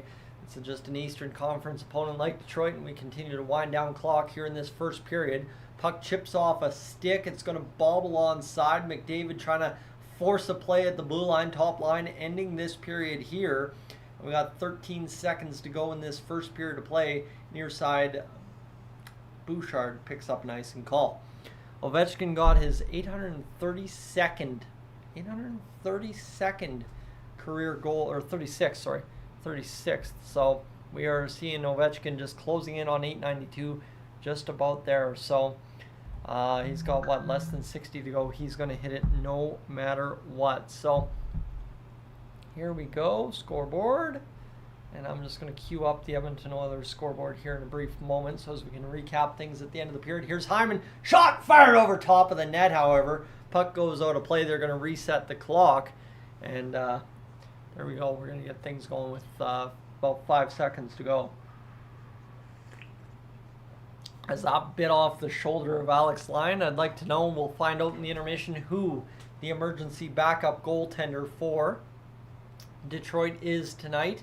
Obviously with Ville Husso leaving this game injured. 94 goals in 202 games since joining the Oilers in 2021. Got to remember, Zach Hyman over the past 6 months has 34 or 31 or something like that. So face off down for Connor McDavid and Dylan Larkin in a brief moment. We're just trying to get the clock readjusted. 4.4. The Oilers fighting for more time, as I'm sure they would like to pull off one last goal to be up 3-1. 2 goals here, and this one will be face off into the corner. Time winds down. We're done for the first period. It was a good first period. The Oilers are up 2-1, and obviously not sleeping to start this hockey game. Obviously not in 5th gear, but maybe 4th or 3rd, whatever you want to give them credit for. It was Leon Draisaitl to start the scoring tonight with his 25th of the season. Darnell Nurse and Cody Ceci draw the assist. Darnell Nurse gets his 12th assist of the year. Cody Ceci his 14th. Ceci then draws his first goal of the season. Both goals for the Oilers were because of men driving the net in front and causing traffic. Darnell Nurse's 13th assist of the season. Connor McDavid's 51st. Alex DeBrincat answers back 4.5 minutes later on the power play, and we are at a 2-1 score. So when it comes down to it here, friends, again, I really don't know how to break this one down other than the Oilers didn't have a great period, didn't have the worst period, right? They were obviously up. They did enough to be up, and they got some goaltending from Stuart Skinner to start things out. Penalty kill is the only reason you're down. A goal in the column, at least, against Detroit. 3-2 the giveaways for Detroit. The Oilers have 7 takeaways to the Detroit's 4, and the Oilers have 7 block shots compared to Detroit's 3. So the metrics, the basic baseline stuff that you can talk about on Sportsnet pretty much looks all good. Obviously, we'll see the advanced analytics sometime here in the intermission, but for the Oilers, Bouchard plays 625, Ceci plays 755, Darnell Nurse is out there and ends up playing a grand total of 740. Corey Perry plays 539. Nobody had below 3.5 minutes ice time by the looks of things here in this first period. Brown had 353. So again, here's one thing that I guess you could say Chris Knobloch has been good for, is when he knows he needs to change up the lineup, he needs to call out guys in the lineup for not doing enough offensively, defensively, he gives them an opportunity the next game to kind of go out there and get it, right? So we've seen over the past streak or whatever, ice time started to diminish for some players or started to vary based on situation. Tonight, fresh start, you're looking for a win. Knobloch, media, everybody's called out the Oilers' lack of production from the bottom 6. Knobloch makes the change to obviously get in Sam Gagner. Knobloch obviously sits there, praises Gagner what he does, but the big thing is too, he gives them time to try and do something as well. So you like to see it. So it might all work out tonight. The Oilers are up 2-1 here so far in this hockey game, friends. We continue along here this evening. If you haven't already had a chance to check out the goalie fight at the pinned chat at the top of your chat from myself personally, I would encourage you to do so. That again is a video from way back in the day here on Dolynny TV that you can check out and enjoy a little bit of like, oh, this is how it used to be here on the channel. So we'll see what you guys think of that. But we continue along here as well. Just absolutely crazy to me that we're already up over 1,000 views on the stream. Again, I was not sure what to expect tonight, but friends, you're bringing it, I guess we could say, as we are at a grand total of 87 hours after the first period. So I thought 250 wasn't going to be doable. Well, 250 was going to be about the mark, but I think 300, 350 might be possible once again this evening. So, and Peter, big thing I guess to tell you on Perry, go rewatch that Draisaitl goal. That's the only thing I noticed Perry in a positive light for in that first period, and it is all well worth it.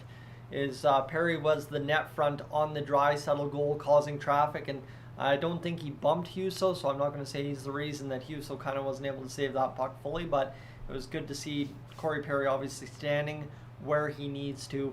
And Simon, like I said about being in 3rd or 4th gear, this is somewhere from a 6,000 to 8,000 or to 10,000 score for the Oilers, right? If you have 5 gears on the car, you're probably talking about somewhere in that 60-80% range for power, just based on having the lead, not looking your worst, and kind of also picking it up right when we were all like, oh boy, here we go again. So we'll see what happens here. So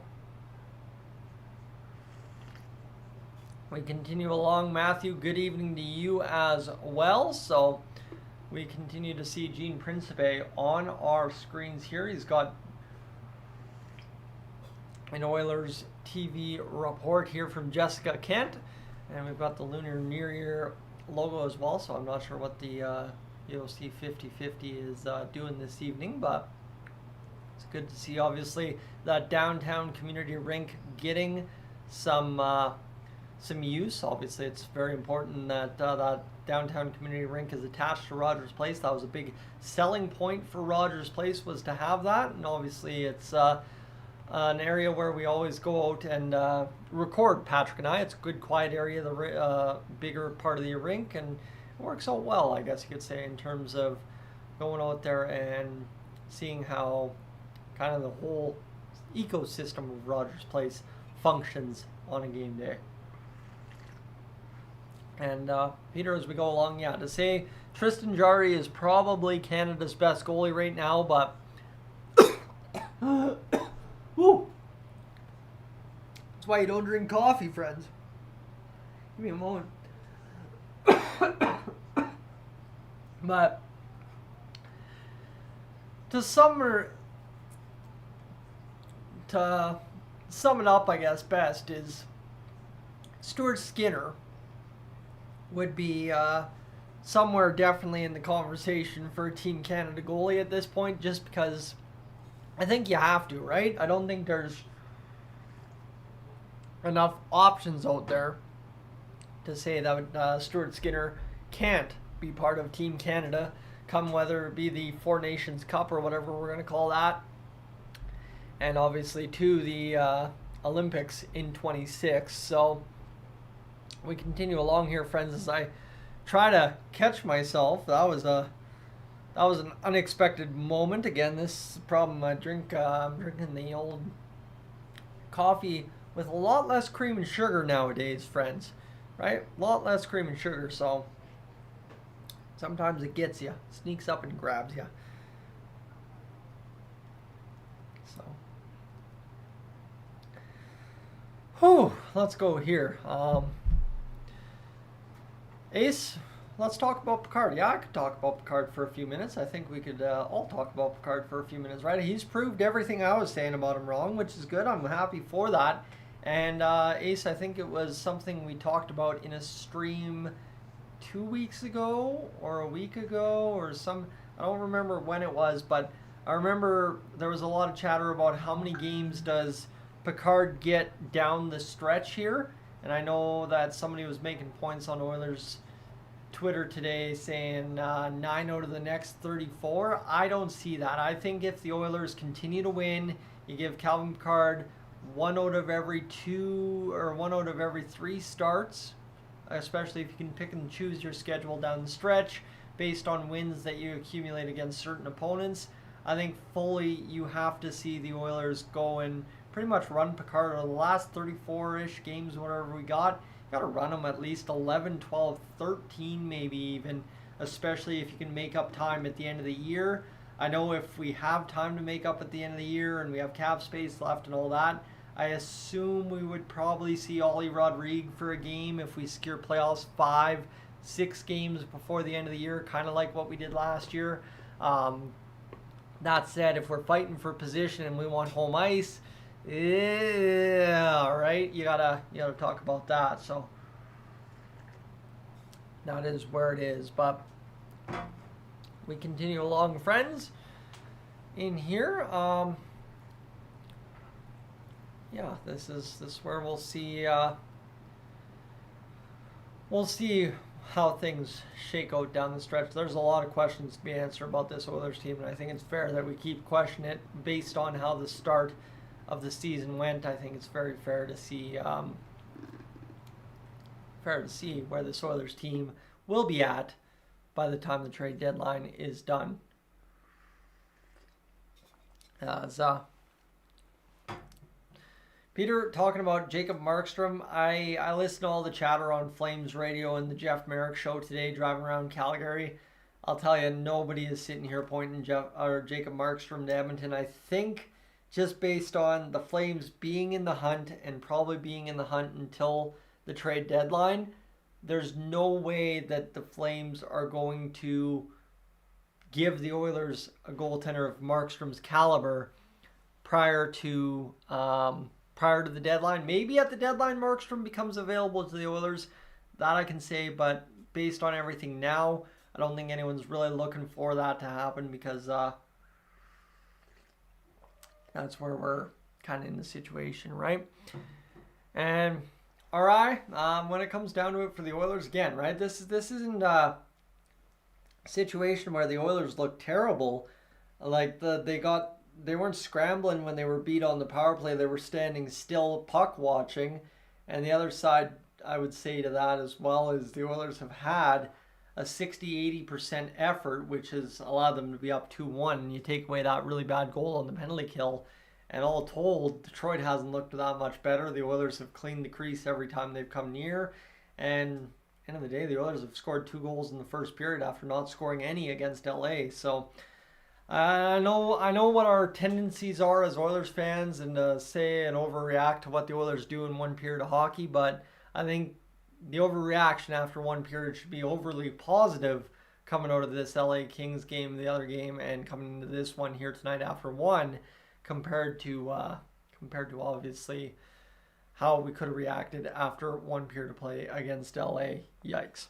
Yeah, friends, we are just about rolling into this back half of the intermission. I'm going to run upstairs rather quick here, grab a little snack, and I will be right back. For the first time all stream, I will ask you, if you are new to the channel, got to keep doing it because it just, you know how this YouTube game works. But if you are new to the channel, please consider hitting that subscribe button here on Dolynny TV, friends. I will be right back.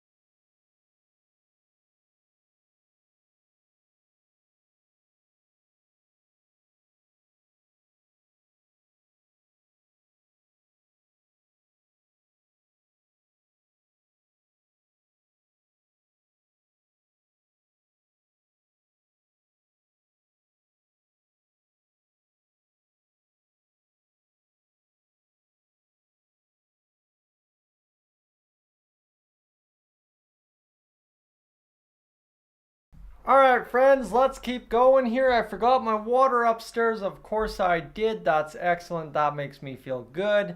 Let's get to this, shall we?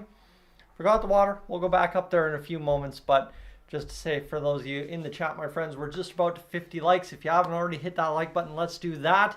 I assume if I push hard enough, we can get up over 75 by the end of the second period. We'll be good to go, and then we'll be in for a good third period as per tradition here on the live streams, right? I know we've been having really good overall streams here the last few during the win streak, but I would love to obviously see that third period pop that we always do every single stream. So here we go, friends, as we continue along as well to give you a watch time update. We're over 108 here at this point in the intermission, so we are just about to go for that 250. I think obviously if we're at 200 by the end of the second, we're on pace, and then as well you got 50 to go by the wayside at the end of the third. So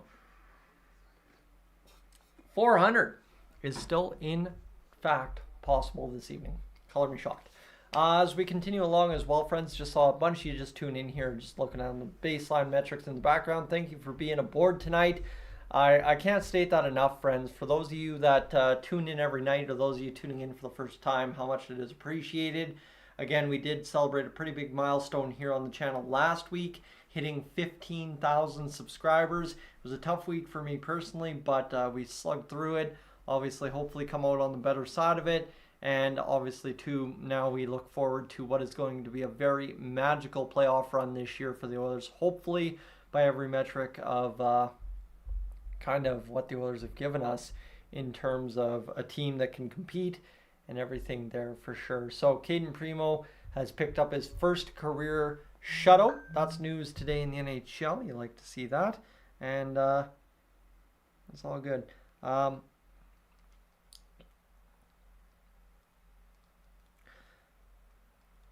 right. Cool. Perfect. Work taking care of work.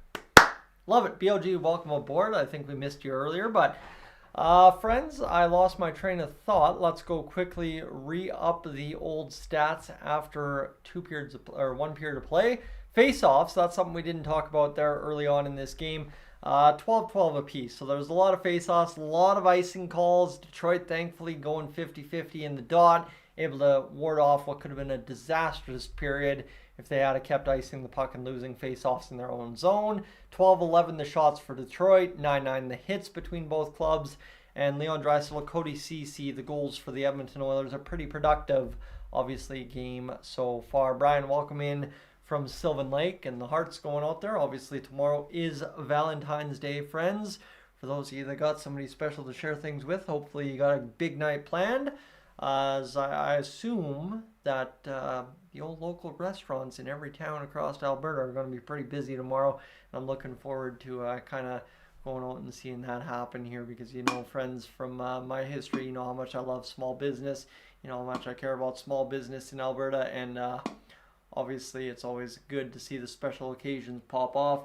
The bar close to where I live here had a pretty big Super Bowl party by the sounds of it. I guess we haven't talked about the Super Bowl here on the stream yet tonight, but that was a pretty big event that happened this past weekend, and obviously a big weekend for business in general across Alberta, right? Anybody that has a TV in their business usually sees a little in terms of if they've got food or beverage, they see a little bit of influx of traffic on a Sunday if they're open during the Super Bowl. So good to see. Hopefully those of you watching back home got to enjoy the Super Bowl. And yeah, you know what? It's good to see Kansas City win again. I'm a guy who cheers Chiefs, Eagles, Ravens, kind of all that mixture. Those are kind of the teams. Again, I guess you could say I'll bandwagon whoever's going to the Super Bowl. At the end of the day, I'm not much of a Niners fan. I was maybe when Jimmy Garoppolo was there. Brock Purdy really doesn't do much for me at all. So there you have it. But best record to start NHL coaching career. How about this? Chris Knobloch in 2023-24, 771 win percentage. Dan Bilesma, obviously, in 2009, 2010, had a pretty good winning percentage. So you like to see it there. But here we go, friends. Let's do this. And Jack, as we get back underway, what have we heard recently about Jake Guentzel? I will tell you, tune into that recent video that has now just crossed over 12,000 views tonight. That is the latest I knew on Jake Guentzel, other than he is the Oilers man if available. We're underway with 15 seconds gone here in this second period of play. the more Cedar guy, yeah, butchered that. Mo Sider, that's what I call him. 19:30 to go in the second period. We'll fire it into the Oilers' end. Evan Bouchard picks it up. Yes, the Bills are the team I left off my bandwagon list as well. Nugent Hopkins across the blue line. He's going to get into the zone. Kick save, then a beauty by Ekholm to keep the attack going. Puck to the middle off the pads of the goaltender, and starting back on a 2-on-1 is Dylan Larkin. Diving play, backhanded swipe. The Oilers are going to get going to the attack the other way as Hyman gets bottled up and almost gets a pass off to McDavid or Nugent Hopkins. That's why he couldn't get it. It was Nugent Hopkins, not McDavid. As we are underway already in this second period with two end-to-end chances here from both teams. Coming back, fired down, save made by Skinner. And this will be backhanded over to Darnell Nurse. Firing away is Perron and Kane trying to get to the attack here. Larkin leads the Red Wings with 23 goals this season. And the puck escapes all the way down into the Red Wings zone for an icing call just a minute and a half into this hockey game. So there you have it. This comes all the way back on a 2-on-1. And I mean, Darnell Nurse, you know he's going to dive, but he timed it just perfect that time to ward off the chance from Dylan Larkin. And then it's Nugent Hopkins who gets tied up in the middle. And you know those are the plays that happen in the playoffs, so I can't have a problem with it now as we're into the back half of the season and the stretch drive for the Edmonton Oilers. So this one comes around the boards. 18:28 to go in this second period. And we are seeing the Red Wings fire a shot to the middle that is blocked. And coming on lumbering the other way is Evander Kane. Couldn't get the Jets started and back the other way, but almost had it going. 39th career 2-point night for Darnell Nurse, by the way. Darnell Nurse is going to end up on top of a lot of records in the Oilers' books if he plays his entire career in Edmonton. And obviously, Paul Coffey's really one of the only guys that'll stand in front of him in terms of the record books for defensemen, I'm sure, by the end of Darnell Nurse's career. 62 goals in the second period for the Red Wings. They've been a second period team this year. This one comes back into the middle of the ice and around that blue line area 5-6 times on the batted puck off a stick, off stick, off stick, icing call. So we've got ourselves a face-off, friends. The Oilers back to action, obviously, here in this second period, looking to get things started with possibly a goal. That would be all right if we could do it, as this is going to be a face-off now for McLeod. Tied up to the near side boards. Holloway sees it go back into possession for the Red Wings, who deflected across to Mata. Now back to Gostisbehere, who's going to roll in behind Lyon. Puck flipped up along the wall, cut off by the Oilers at their own line. Tipped into the Red Wings zone, somehow rode the boards out of play, it looked like, for a second. And hustling back on the scramble is Brett Kulak in his own zone to the far side of Desharnais. Board pass there, just couldn't get it through. And this will come back now for the shot for the Red Wings, drifting up and out of play off the stick of an Oilers player into the mesh. And with 17:09 to go, we'll have a stoppage in play here in this second period of play, friends. So Oilers doing their thing so far. Alex Lyon obviously back in net now for the Red Wings following the injury to Husso in that first period. So we'll see what happens here as this period carries along. I don't think we got any news on the emergency backup goalie, if we have one tonight for Detroit or not yet named or whatever. This comes flipping down low, picked up by Sherratt. He'll backhand off the boards. Derek Ryan sees this, picked up by Detroit, far side pass. They're going to look to make this one happen. And this shot fired off the outside of the net and goes in behind for Bouchard, who will pick this one up now to Ekholm. Bouchard rolling around in behind, Veleno chasing him. Bouchard still looking to make the pass, near side over to Sam Gagner. Puck flipped off the back wall. Now Derek Ryan meets the man again. Separated man from puck. That's twice tonight that Derek Ryan has done this. So you like to see it as this one comes back to the near side. Puck picked up now by Detroit in the Oilers' end. Bouchard separates man from puck. And this will come back for Ekholm over to Gagner. Gagner will flip around in the near side, look for Ekholm. The Oilers all of a sudden starting to clamp down here in this second period. Just kind of really, limited chances over the past 3 minutes. But the first period started with first minute started with a bang for both teams. getting good looks into the own zone as here's Detroit fighting across. The Oilers are just giving them nothing here since that 2-on-1 chance. Darnell Nurse broke up and McDavid fires it on down low to Alex Lyon. Puck picked up by Seider, and the Oilers are just crashing guys and kind of disrupting here just as they try to get across the blue line again. That's another swat off the stick by Darnell Nurse on Wallman.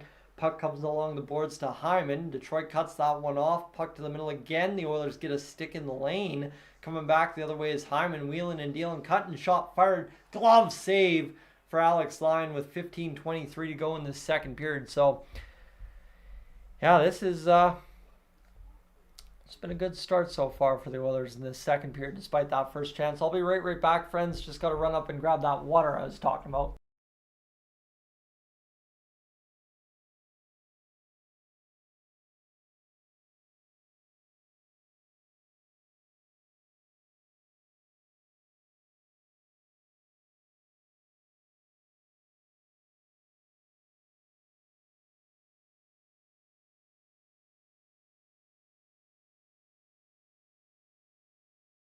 All right, we're going to have the face-off inside the Detroit zone. Puck won back by the Oilers to the near side, but nothing really happened there that was useful.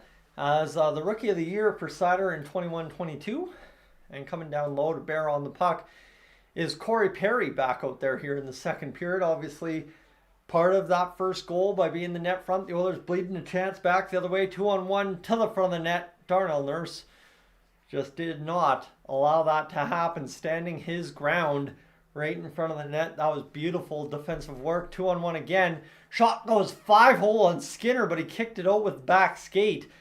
And this one continues to now all of a sudden turn into a little bit of danger in the Oilers zone, but near side pass now to Kane. He's going to look to make the puck play to the far side corner. Detroit getting the better of the chances here. Failed one-timer. Puck right in front. Kane denied by Skinner. Skinner kicks it out with the paddle in front of the crease. And the Oilers are obviously starting to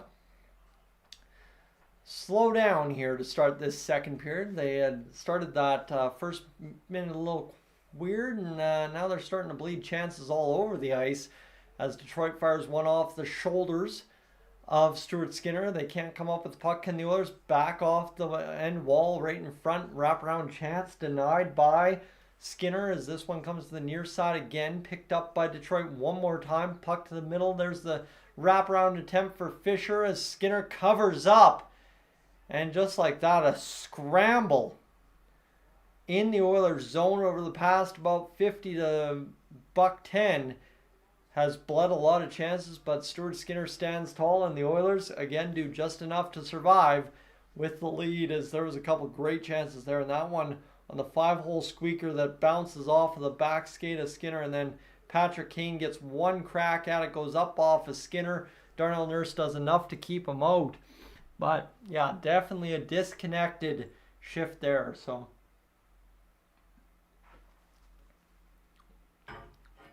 tough go right there, but we'll be okay. So, yeah, interesting to see the Oilers have that. Like we were just praising them.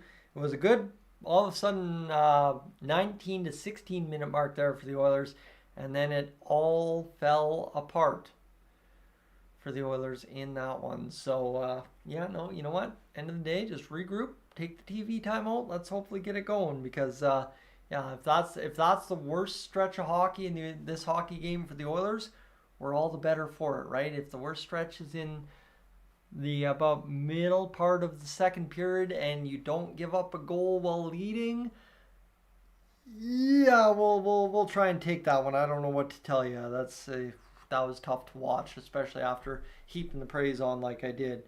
Yeah, just let me respond to this text message and we should be good. So, friends, we are moments away from getting this hockey game back underway, obviously, as the Oilers continue to roll along here this evening in what is not a bad effort so far, but the Oilers obviously need to step it up here as this game ratchets on. The intensity again, as we saw against LA.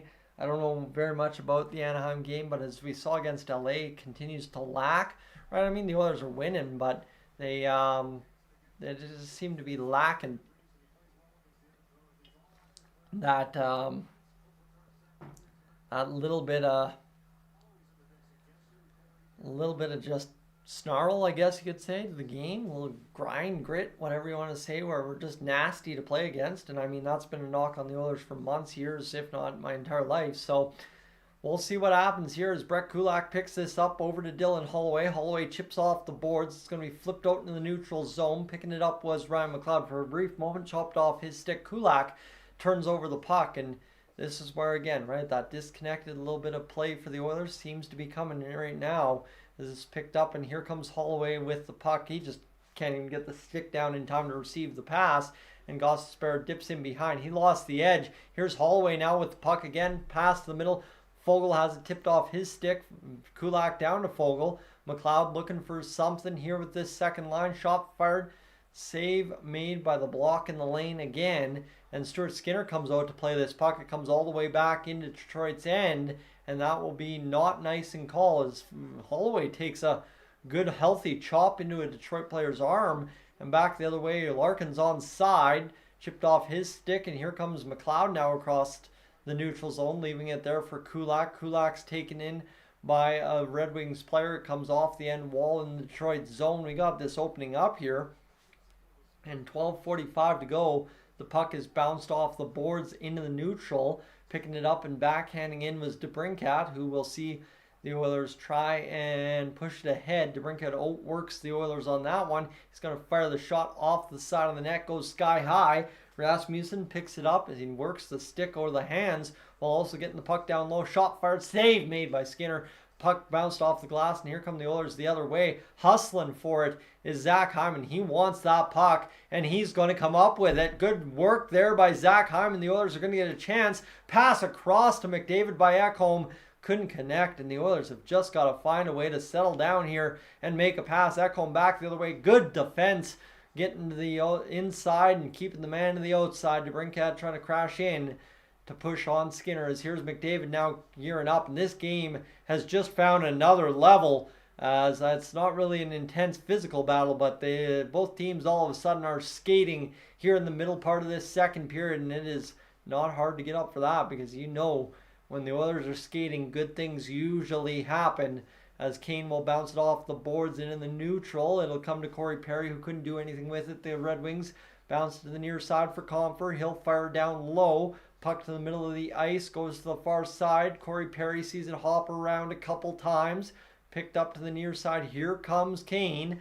Kane's across the blue line. Kane to the outside. Kane to the inside. He's kept to the outside, though. And this will be picked up again by Corey Perry. Dancing off the man. Swallows his man up and then grabs him by the headlock to give him the old what for trying to take the puck off his stick as it comes back the other way. 11:04 to go. Puck played now to the near side as Draisaitl tries to do this the clean way. He gets help from Corey Perry. Kane fires a quick snap one-timer, and he gets the puck right back. It'll be picked up and fired out into the middle of the ice, and it hops perfectly for the Oilers to pick up an icing call against the Detroit Red Wings. So just like that, we have a little blitz of action there as both teams start skating in that fast motion that sometimes NHL teams do. And that was a good little sequence, and looks like Connor McDavid got away with a high stick on DeBrincat too. So you like to see that. Laura, welcome in. Glad to see you aboard this evening as we're getting geared up for the back half of this hockey game in 44 short seconds as Ekholm off the face-off wins. Got Bouchard far side. Picking it up now is McDavid. They're going to try and run a mini power play within the Red Wings zone here. 5-on-5. Bouchard back to McDavid. Back to Bouchard. The one-timer save made by Lyon, and it will be flipped out to the middle of the ice where Bouchard kind of kept it onside. Not enough to convince the officials, though. Here's Hyman trying to bust across into the zone again, try to get to the attack. 16 seconds to go until the middle part of the game is officially done. And we are into the back half as McDavid back. Here's the shot for Bouchard. Shot goes wide of the net. Comes to the near side. Ekholm trying to keep it onside.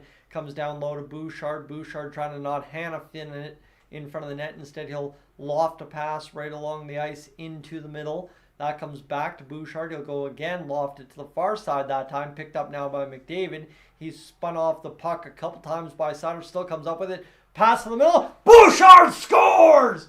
Just like that. Nugent Hopkins with way too much time to think, and Bouchard with way too much time to shoot, finds the back of the net to make it 3-1 for the Oilers. And Derek Lalonde looking to check that one over, but my goodness, what a good little sequence of events there for the Oilers as Connor McDavid gets grabbed, held, holds the stick, gets pushed over, and what a good job there from Bouchard to sneak down into no man's land right in the middle of the slot. And you know what? Detroit kind of fell asleep too. And McDavid just winning a battle, and then Bouchard gets left all alone, picks a corner, puts us up 3-1. That, my friends, is good hockey right there. Again, that's maybe a mistake that a team like LA or Vegas doesn't make, and a team like Detroit does. And that's where the standings shake out the way they do. 12th goal this season for Bouchard. Nugent Hopkins' 33rd assist. McDavid's 52nd. And this one down low into the near side as Brown. So like I said, I was hoping that it was just a little blip in the game for the Oilers. And now with the response, it seems to be back to the blue line. Desharnais, the shot fired, blocked in front by Ryan. Comes to the near side corner, picked up by Connor Brown. He'll chip to the middle. But again, this is where Connor Brown just seems to have no ability. Is just everything that touches his stick bobbles away, bounces away. Seems like he gets knocked off the puck. Nothing major happens. And this one, a shot fired by Detroit, fired wide. Larkin goes back down low. Rasmussen trying to work this puck off the wall. It'll be taken into the corner there by Detroit off the paddle of Skinner. And now Kulak will take a call here. Or do we have a stoppage in play as we have a face-off coming after a whistle? So Bouchard celebrates the goal that gives us, well, what is our 3-1 lead. You like to see it. And yeah, Andrew, the big thing is we have restored the 2-goal lead, my friends. That is huge for us. Obviously, you want to see that maintained as long as possible here tonight. And if the Oilers do indeed do that, we'll be in our good graces to win a hockey game, that's for sure. 153 hours watched on the stream, so I assume we are just about to cross into that 200 territory here by the end of this period. So friends, again, another night where hats off to you tuning in and staying tuned in. This is the big thing. The biggest improvement year over year on the streams has not been my ability to do the play-by-play or kind of how the streams flow or the fact that there's more consistent streams. The biggest thing that's improved this year is, I guess, what I'm giving you, and that would be the watchability of streams. I've pushed myself to go longer, even when I don't feel it. And as well, you guys have rewarded that with a much longer and much more engaging watch time. So thank you. Even if end of the day is you're putting the phone down to go cook dinner at the start of the hockey game and you come back in the second period and I've just been blabbering away to nobody for the whole time, I appreciate that very much, and very much so looking forward to what these playoffs have in store for us, because that was the turn of the tide, and let me tell you, it's going to be very fun to run it back this season. Would have been a blast to do it in 22. Again, end of the day, kind of had to go find me, I guess you could say. Sam Gagner is whistled for tripping here. And now we'll see what happens. It's Jordan, welcome aboard as well. I don't think we've missed anyone else. Simple, I think we missed you as well. But here's the official game puck.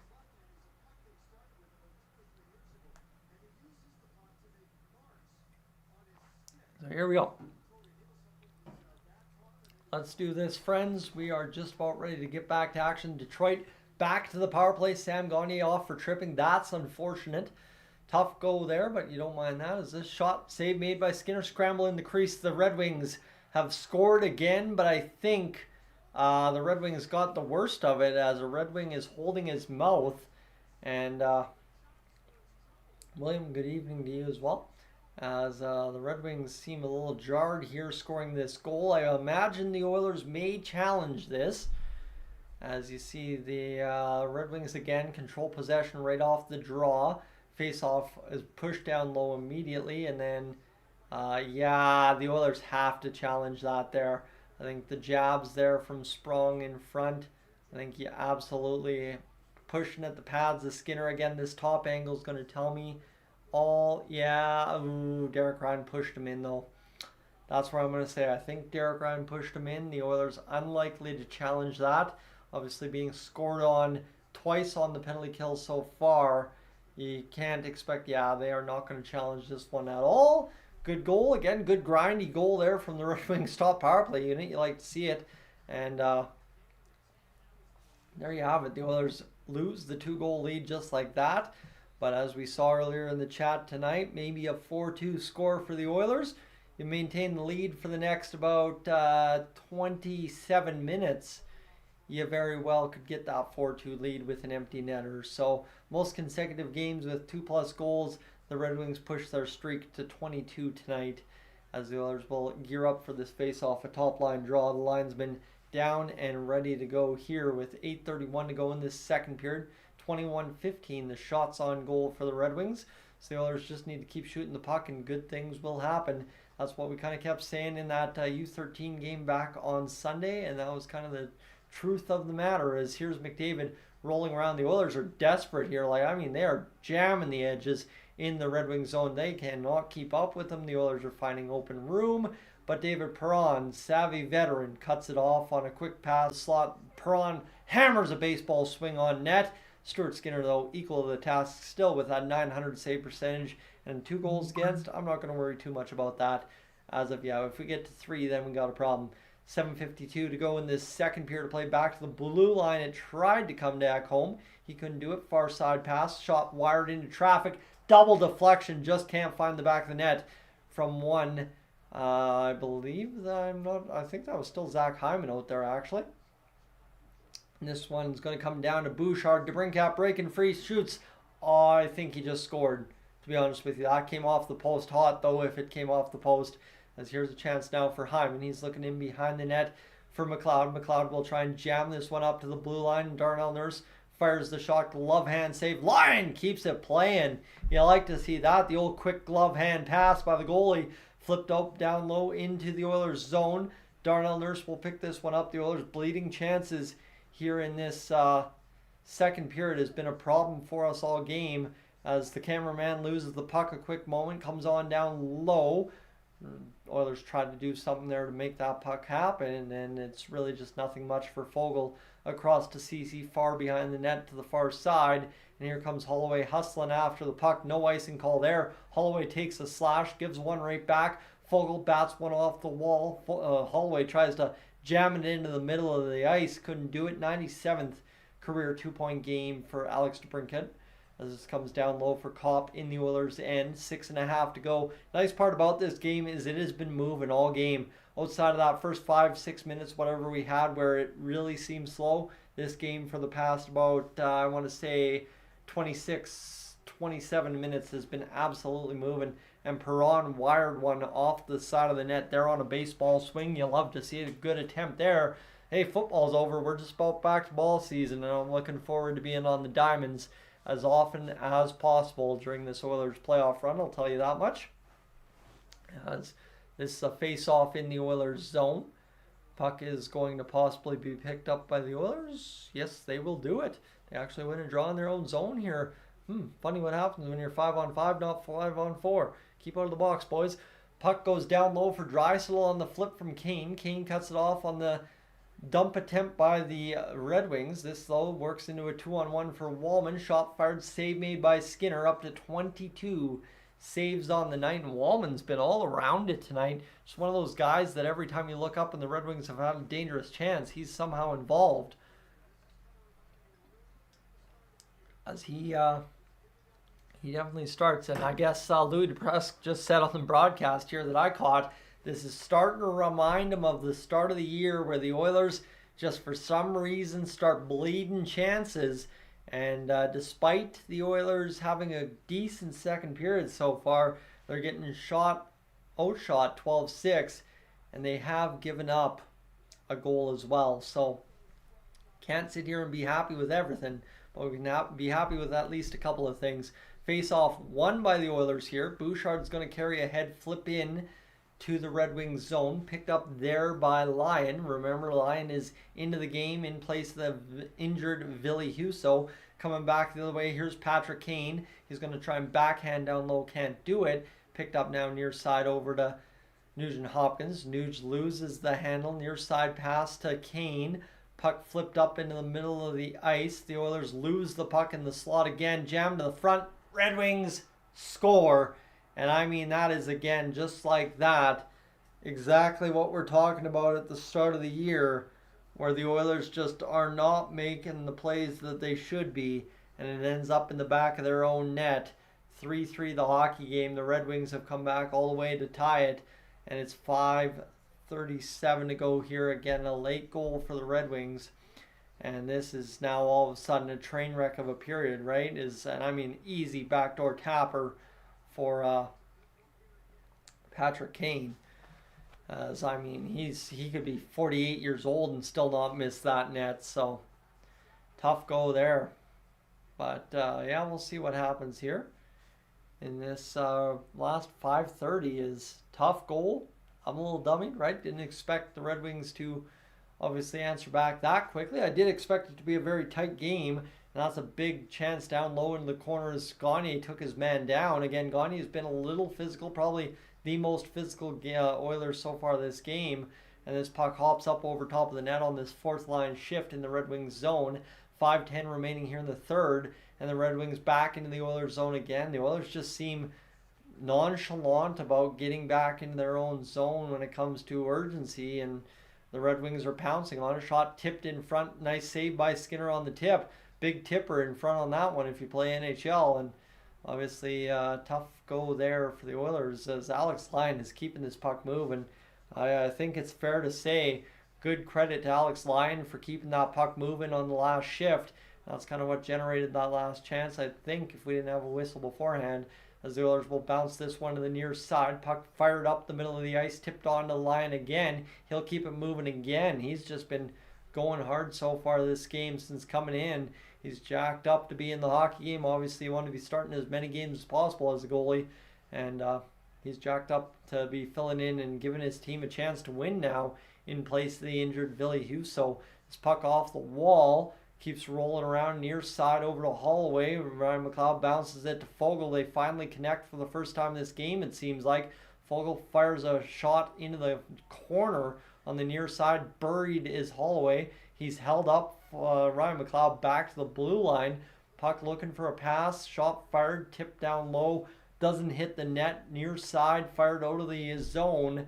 And that will come down for another icing call against the Red Wings. And you know what the Oilers got to do here.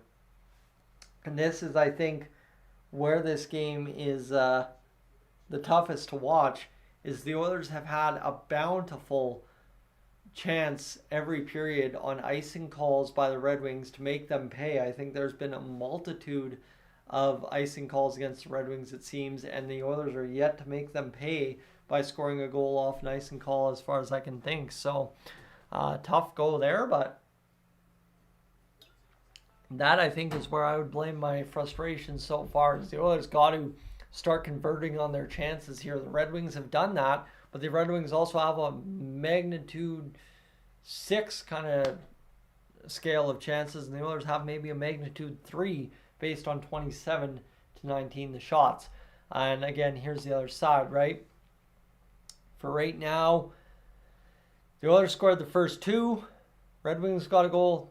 The Oilers traded them a goal, and now the Red Wings have scored the last 2. So, as Peter said, we did call overtime at the start of this hockey game, but just, again, based on the way we're kind of tied in this hockey game, it's tough because, you know, yeah, as I'm getting the text message, please tell me we're not headed back in that direction. Well, that's exactly why we're all flustered right now, is just the fashion and how this is going. You hate to see it. So hopefully for the Oilers, they regroup here late in this second period, get the lead back, and then obviously go out and find a way to score 2, 3, 4 goals in the third period. Have a big one, right? Have a big one. So, all right, Dragon, you came all the way to from Japan to watch his for your son to watch his first NHL game. He plays goalie on his college team, and he and his husband, your husband, are at the game. I'm in the hotel. Thanks for the play-by-play. No worries. Thank you for being aboard from Japan this evening. Well, obviously here in Alberta now, but tuning all the way in and flying over. Appreciate you being along for the ride. And friends, of course, for any of you tuning back home, right, I'll have that little announcement here once the second period comes to an end. But I'm just grateful for the chance I have, right? Obviously, the being able to do Oilers play-by-play was always the lifelong dream as a kid. And thanks to technology in the year 2024, might not be technically licensed by the NHL to do it, but the NHL doesn't have a problem with me doing it. So here we go. Face off now for Draisaitl. One back by Draisaitl, helped by Kane, who hops it over the stick of Darnell Nurse. That's 333 career 2-point games for Patrick Kane. Woof, that's a number. That's a crazy number. 3:24 to go. The puck fired back to the middle of the ice. Near side pass to Sider. Far side pass now Larkin. Shot fired up off a Skinner. Out of play. 3:16 stoppage in play. 26-19 the shots now officially. So, yeah, that's where we're at. As the Oilers are struggling here in this second period. They rebounded good there. They were skating with Detroit and they were really moving around there after that first struggle in the second period. But it's been a fight here the rest of the way home. And obviously it's resulted in the goals that have got this game to where we are at 3-3. 27 shots officially now for Detroit. 3:16 to go in this second period of play. And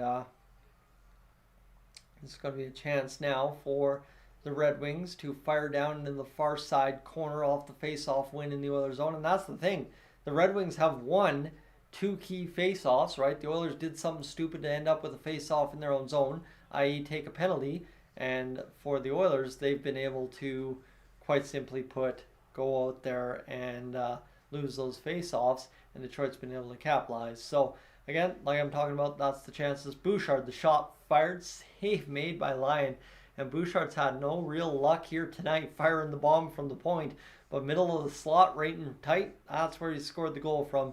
This one to the far side. Pass now for Nugent Hopkins up off of a couple of Red Wings players. It's going to hop onto the tape of McDavid. He's got Fogle and Nugent Hopkins with them. As Fogle's skate just busted apart. And that's when it goes bad to worse. It goes bad to worse fast.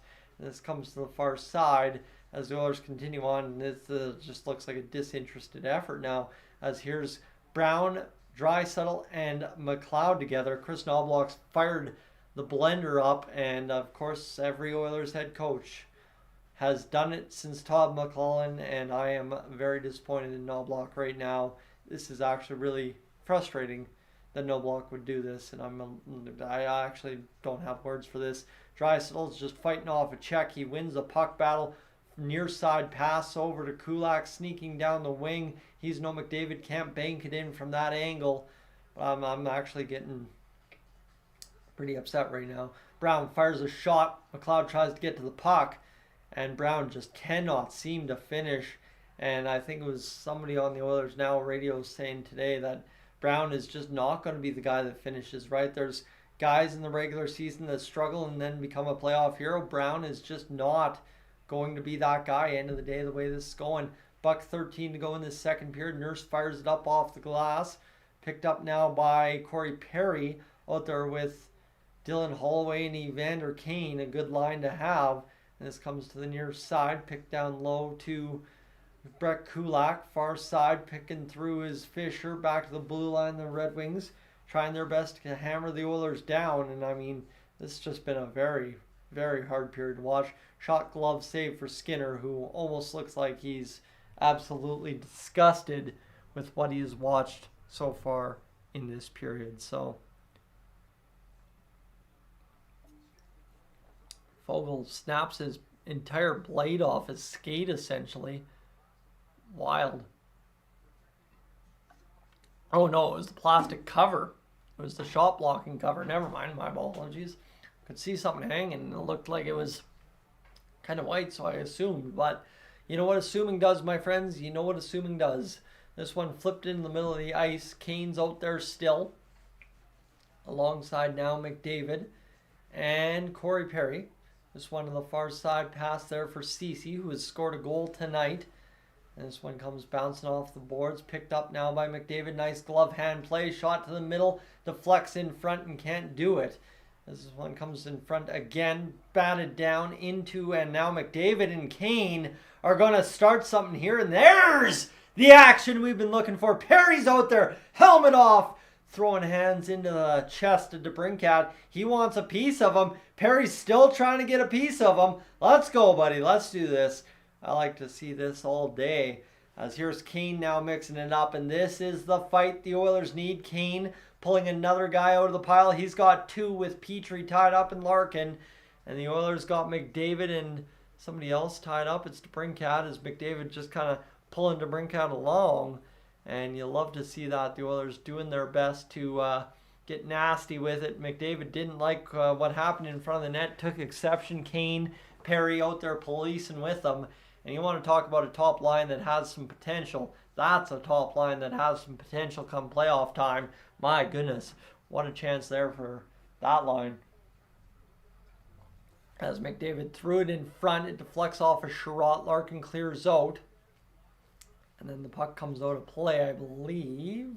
Or no, it was McDavid gathering it back up. Puck comes down low into Lyon's glove. Extra poke there. McDavid takes a whack. So does Kane. The Oilers back shot. Fired. And oh my goodness. Bouchard hits the falling goaltender or the post and it bounces out of the zone. And Lyon's out scrambling to play this puck. Around the boards to the far side. They're going to try and bounce this one down deep as Bouchard. Time expires, but there you have it. The biggest fight the Oilers have shown in the past two hockey games just happened here in the last minute of that second period. And that one hops off the end wall, actually. Bouchard missed that by a mile, but Hyman plows through Lyon. And you'll love to see that there. Is actually it's Wallman plowing Hyman into Lyon. And that worked out decent, so good on the Oilers here in this one, but a little too late, I think you could say, as the Oilers need a much better effort late in this hockey game to win this one.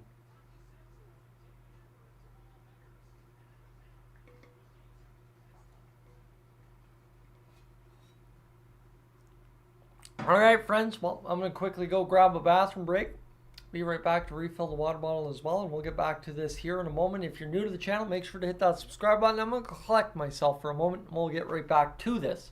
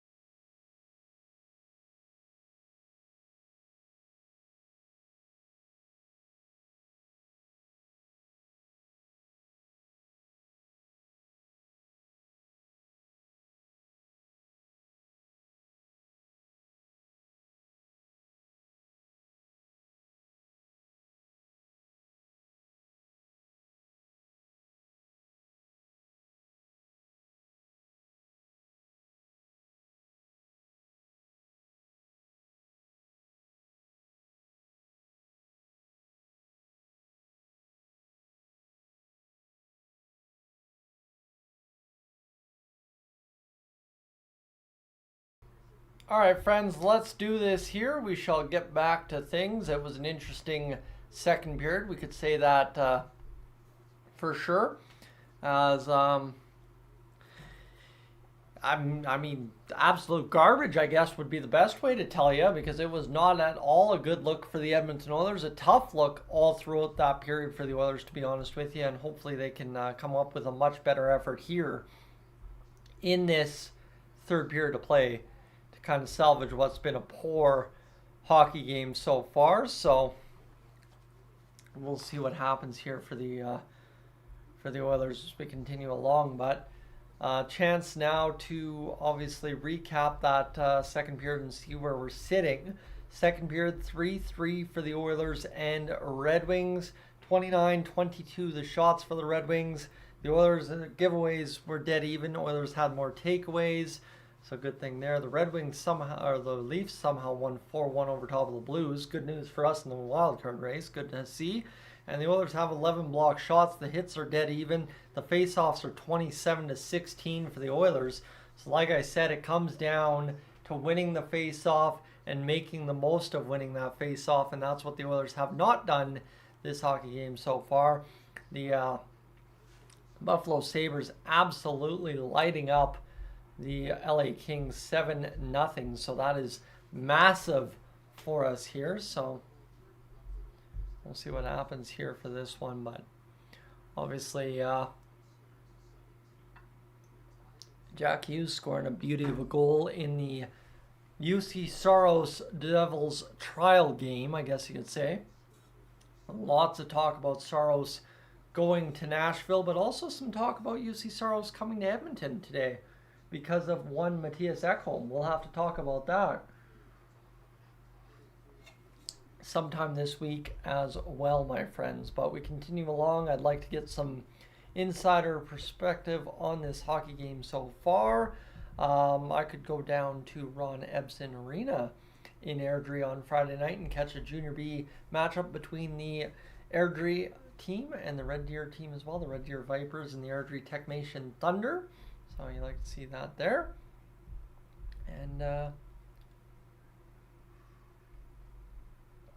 all right, let's see where we're at. Nightmare shift for Oilers top line. Yeah, nightmare shift for the Oilers in that third period. Yeah, everybody's pretty much just enjoying a nothing really. And yeah, let's see. I really don't see much here at all. So it's kind of tough that way, but we'll deal with it and see what happens here, friends. As the Oilers obviously just need to turn things around here in this third period. So Samuel, one thing I do not do here on Dolynny TV is give out betting advice. Friends, I do not want to be the target of your lost bet, because I am already the target of my own lost bets, not on sports, but other silly stuff. Anybody that knows the Airdrie, Calgary area knows there's a horse track, and as one often does when they move close to a horse track, is that's one thing you got to go try your luck at the horses, and nope, that's not a good time. Not a good time at all. So it is all good, but right now as it sits, friends, we'll continue along here. Obviously the Oilers just need to gear up and get going. I'm going to take a quick moment to go over to Oilers Twitter here and see what we can get for a picture for the post game, see if there's anything worth getting a picture for the post game.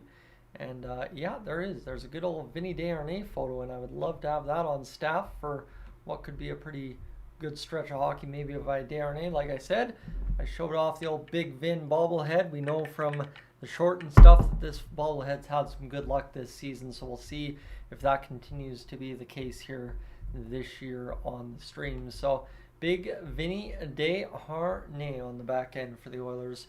See what happens here. So we'll continue along, friends, with just over a period to go, right? Obviously, we got the rest of the intermission, and then we'll be ready to rock and roll for the third period, call it a night, and get to bed. It's already 9 o'clock. I'm feeling tired for a dang reason.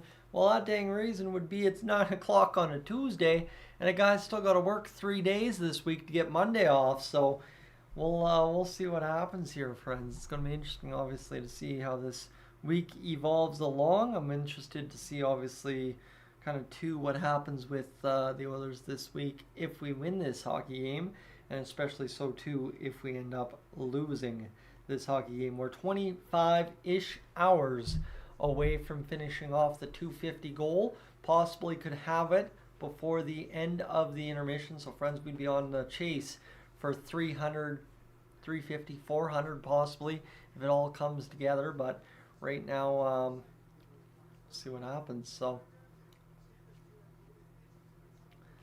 we are, well, how about this? The Edmonton Oilers winners, Mandy Kreisman, you got Tamara Petter, and Sarah McNarland of Camrose, Alberta. Shout out Camrose. So there's where we are at. Jean Principe, Joaquin Gage, and Bob Stauffer on the desk here for the Edmonton Oilers intermission panel as we continue along for what should be a good ride this evening, as Bob Stauffer is going to start us off talking about probably what a terrible period that was for the Edmonton Oilers. The second line getting some love here, I think, from Bob Stauffer. Of course, that second line scoring that big goal, and then they split them up to get Perry and Kane together, but you'll take what you can get, I guess you could say, as we continue along here tonight. And let's go here to see where the Oilers are at, as Perry battling out there at the end of the period with his helmet off. That's a good goal for sure. And now we've got, like I said, just a little bit left in this intermission. The 50-50 is already back up to almost $1 million. You're going to love to see that. Every chance, every few weeks, if somebody in Alberta has an extra chance to become a millionaire, never a bad time there. Or at least a few hundred G's in the old bank account would not be a bad time, I'll tell you that much. As Andrei Kopitar was -6 tonight in the Kings' 7-0 loss. NHL record for forwards is -7, held by 9 different players: Dennis Savard, Steve Lemire, and Al Secord in 1985. Secord? I don't know how to say that one. That's a name before my time. Claude Loisel and Mike Blaisdell in 1982 versus Boston. And then Dennis Hextall, Gary Crotcheau, and Gary Amon against Chicago in 1970, and Ed Westfall in Boston against Detroit in 1965. NHL record for defenseman is Greg Jolie of the Washington Capitals in 75, and then 12-1 loss against the Pittsburgh Penguins. You love those old school hockey scores, friends. We just got reminded of a whole bunch of stuff right there. So the Oilers need to be better here in this second period. Hopefully we get it. And yeah, we'll see. Won a 50-50 a month ago. Not sure what he got, but he sure is buying a lot of guitars. Yeah, so you can buy a whole lot of fun things for sure. So see what happens here. As it is fantastic to see is Bob Stauffer's talking things over with Jean Principe one more time. And we are just about, we're going to talk about Evan Bouchard here actually on the panel, as Bouchard's been pretty stellar for the Oilers this season. Obviously not quite Norris candidate quality, but still a pretty dang good defenseman for the Oilers, and he's got a pretty good wrist shot as well. We have to say the slap shot's pretty special, but the wrist shot's pretty dang good too, we must say. And obviously for the Oilers tonight, the wrist shot's the one that's scored the goal so far. So Jeff, good evening to you. Glad to have you aboard this evening as well. And yeah, we're just coasting along here, hoping to get this third period fired up for what should be an exciting finish to this hockey game for Edmonton Oilers and us fans as well. JW, welcome in as well, as we are coasting along here tonight, I think. Like I said, I figured it would be a struggle to get to about that 300, so I aimed for 250, and right now we're at 233.65, so we continue to roll into what should be a good finish for this hockey game, and obviously a good finish here on the live stream as well this evening. Anything else to note, Tyson? Come on, give yourself some time to think here, bud, instead of saying words. I think, too, I'm a little shocked at that Jake Gensel video doing what it has done here this evening. And friends, I will say as well, if you're new to the channel and haven't hit that subscribe button yet, I would encourage you to do that. But one thing too is, I know a lot of times when somebody asks me, like I had earlier tonight, what's the latest on this update? And it's something I posted a video about. I'll often direct to the video. If you haven't already, hit the notifications button as well, whether it be for your laptop, whether it be for your computer, TV, whatever, or your phone, right? If you're still operating on a phone in the year 2024, jokes. Definitely click that bell. It just helps you get notified of stuff I post a little bit sooner. You don't have to. I'm not counting on you to, because obviously I think we got a good thing rolling here, and just the more the better, I think, for all of us trying to stay up to date with how this trade deadline goes here this season. So yeah, we'll see what happens obviously for the Oilers with Jake Guentzel, but I'm excited obviously to see things definitely continuing to roll along in this season for sure. And Jeff, Brandon Manitoba, yeah, that's a tough part of the province, but at least you got the Brandon Wheat Kings. That's a usually pretty good team to watch, I'll tell you that much. They're usually pretty fun to watch, so hopefully you've been able to catch them a few times this year. And yeah, we're just rolling here tonight, hoping for this Oilers team to get back to action, and then we're good to go. So I think we got one last commercial break, or we should be pretty much ready to fire it up here almost immediately once we get out of this one. I'm not sure. We've done a lot of waiting around tonight for the Oilers to do something. Third period time, put up or shut up, and I'm hoping the Oilers choose to put up, because it would be a shame to lose this hockey game tonight. So continue along as looking for any kind of other weird stats here that go into this hockey game. I don't think there's much else that we can really say. The Red Wings are having fun looking at this here. DP Comfort Kaner back of the net for the Edmonton Oilers and the Detroit Red Wings. So yeah, the big thing is Detroit took it to the Oilers. There was about a 3-minute gap in that second period where the Oilers didn't look terrible, but other than that, the Red Wings pretty much destroyed basically what the Oilers were trying to do in that second period. So tough go there, but for right now, we'll see what the Oilers can muster up here in this one. So yeah, see what happens here. But to Farm Girls point and Max to counterpoint you, basically right now the tough part is it's the Oilers need to win every game until they're secured a playoff spot, right? Us Oilers fans being guaranteed cup or bust by the Oilers players as soon as we were eliminated in the playoffs last year. It comes down to one thing, right? You need to make the playoffs. You need to be in the playoffs ASAP this season. And I think the big thing is we're closing in on that, but you got to do it. So that's where it comes down to for the Oilers, is you just got to get there sooner rather than later. So yeah, we continue to roll into this third period now. We're almost set up for this third period, which could be make or break for the Oilers, and it will be make or break. So see what we can do in this one here. So yeah, we'll see the advanced analytics. The Oilers still haven't gotten a power play this game, so every time the Oilers have seemed to have some interference or some clutching and grabbing against them, they've scored a goal on pretty much those 3 plays. So the Red Wings shot attempts are 49-36, scoring chances are 18-10. So there you have it, right? The Red Wings getting the better of the chances so far this game, and you're seeing it just so far tonight. Gio, good evening to you, my friend. Hope everything's winding down for you on a Tuesday night. I know Wednesday's coming quick, but Connor McDavid's got 20 minutes to have something to say here on Tuesday night either way, as he'll scramble up a draw. Red Wings back to action here as the Oilers pushed it into their zone. They're forced to chase. The Oilers keep it onside.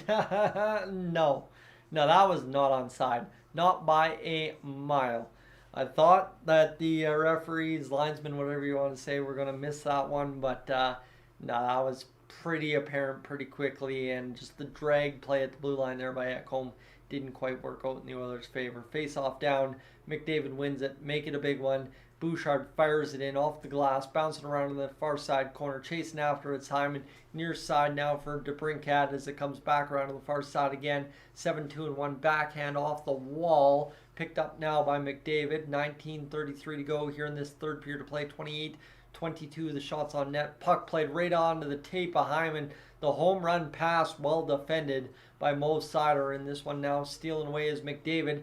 Cutting in the middle. Here's the shot. Fired. Save made by line. Oilers pot the rebound. And it is 4-3 as two Oilers tangled up. But crashing in there was Dylan Holloway. And just like that, the Edmonton Oilers opened the scoring 44 seconds into the period. You love to see it, as that's just a broken play that ends up working out thanks to some grit, determination, grind to the game. McDavid never gave up. Stick lift worked out perfectly. Fires to the slot. Shot save made. Dylan Holloway. I mean, what a super goal there for Holloway. The save made on Bouchard. And Holloway dives into the puck to score the goal. It's 600th career apple for McDavid is what Peter's saying here. And look at that. You'll love to see it for the Oilers, who are now up 4-3. Dylan Holloway's third goal of the season. You needed depth scoring.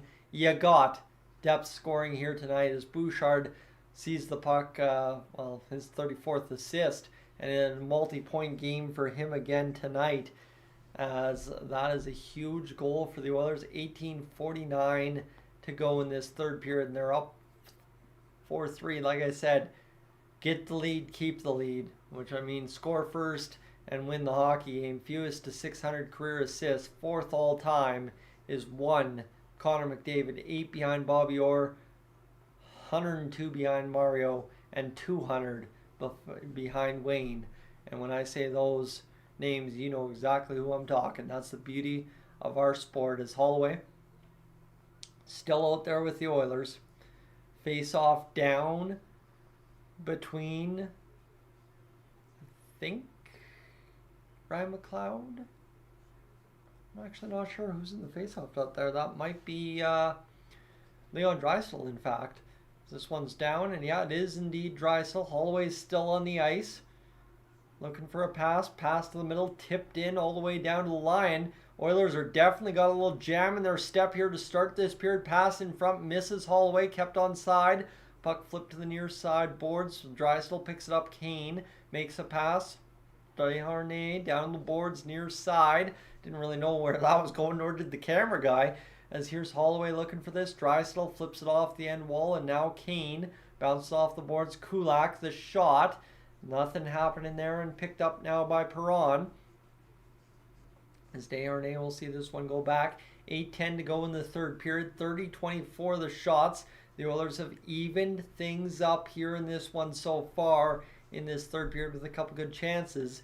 And obviously the goal that makes it 4-3, Red Wings across the line. There's the Oilers hustling back into defensive position. Shot deflected off the back of the net. Skinner saw the net rattle. Didn't go in the net. And there's a 100 career assist for Evan Bouchard tonight as well. So McDavid hits 6 and Bouch hits 100. So that's a special number to hit his teammates. And Bouchard, crazy to think he already has 100 assists in the NHL, 34 of them which have come this season.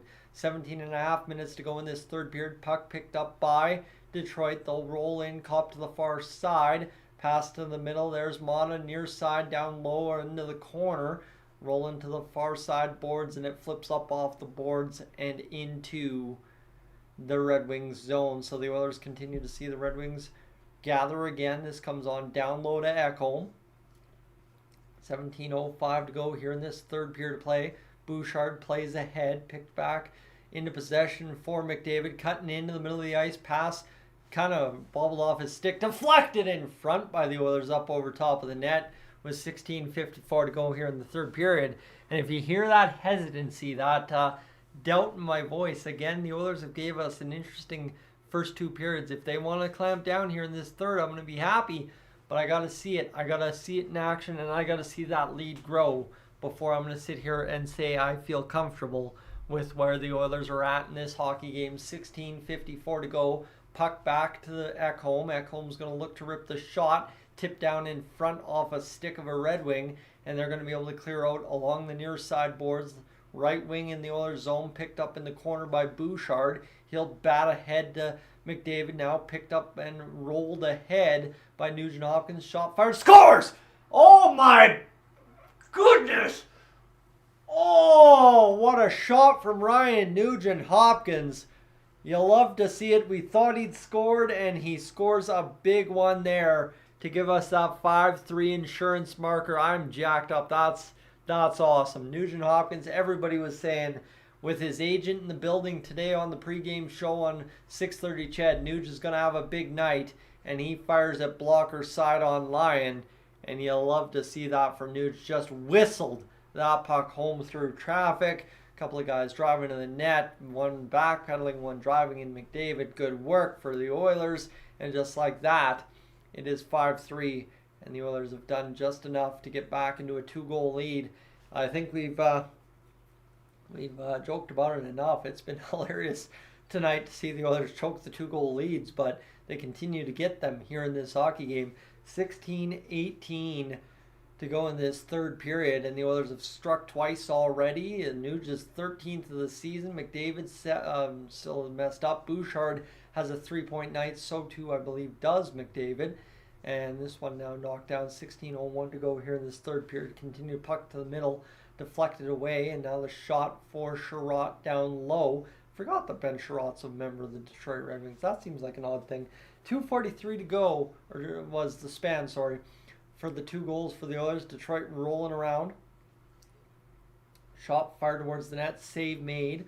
Puck off of the Red Wings, and the shot fired, blocked in front by an Oiler. There's a Red Wing down, and I mean down in a heap. The Oilers see the Red Wings touch the puck next. It'll be a whistle. Shot fired up and over top of the net, and that is Costin by the looks of it, who's down in pain, trying to get to the bench here. The referee's trying to skate him. Trainer's out to meet him, and Clean Costin cannot catch a break this season. As I know Ace was mentioning the concussions, but Costin got crumpled on a bad blade by the looks of it, and then took a shot right to the chest. And tough go there. But you're saying, Peter, 4 assists for McDavid tonight. You would be correct. 4 assists for McDavid. Assist number 54 of the season on that last goal. My goodness, you like to see that. So 15:24 to go in this third period of play, friends. The Edmonton Oilers rocking and rolling. Building is buzzing. You'll love to hear it as Rogers Place welcoming home the Heroes, and the Oilers beating up on the Red Wings a little bit tonight. 5 goals, crooked number. 15:14 to go as the Red Wings jump through the middle.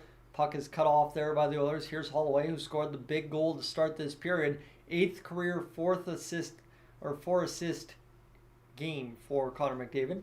Puck cut off in the middle. Now Draisaitl's going to start ahead. Puck overplayed by Holloway, tipped on down low. Oilers versus Blues, Thursday, 6 p.m. Friends, that'll be where I'm spending my Thursday. I don't know about you. But icing call against the Red Wings, and here's the time. They got to win the face-off, pound the puck to the back of the net, and make it 6-3. I'm going to tell you that much for free. 19 games, 12 goals, 44 points. Current home scoring streak for Connor McDavid. Multi-point games, 12. And second career home streak of 15-plus games. So you'll love to see it for the Edmonton Oilers and one Connor McDavid. Face-off, one back by the Oilers. Puck to the near side for Bouchard. Down low to McDavid. Played in front. Batted on net by Ekholm, who pinched. And now the Oilers have got to get back. Kane's going to flip. Oh, nice play by Ekholm to give him an extra cross-check into the back numbers there for a good 4 on the flip.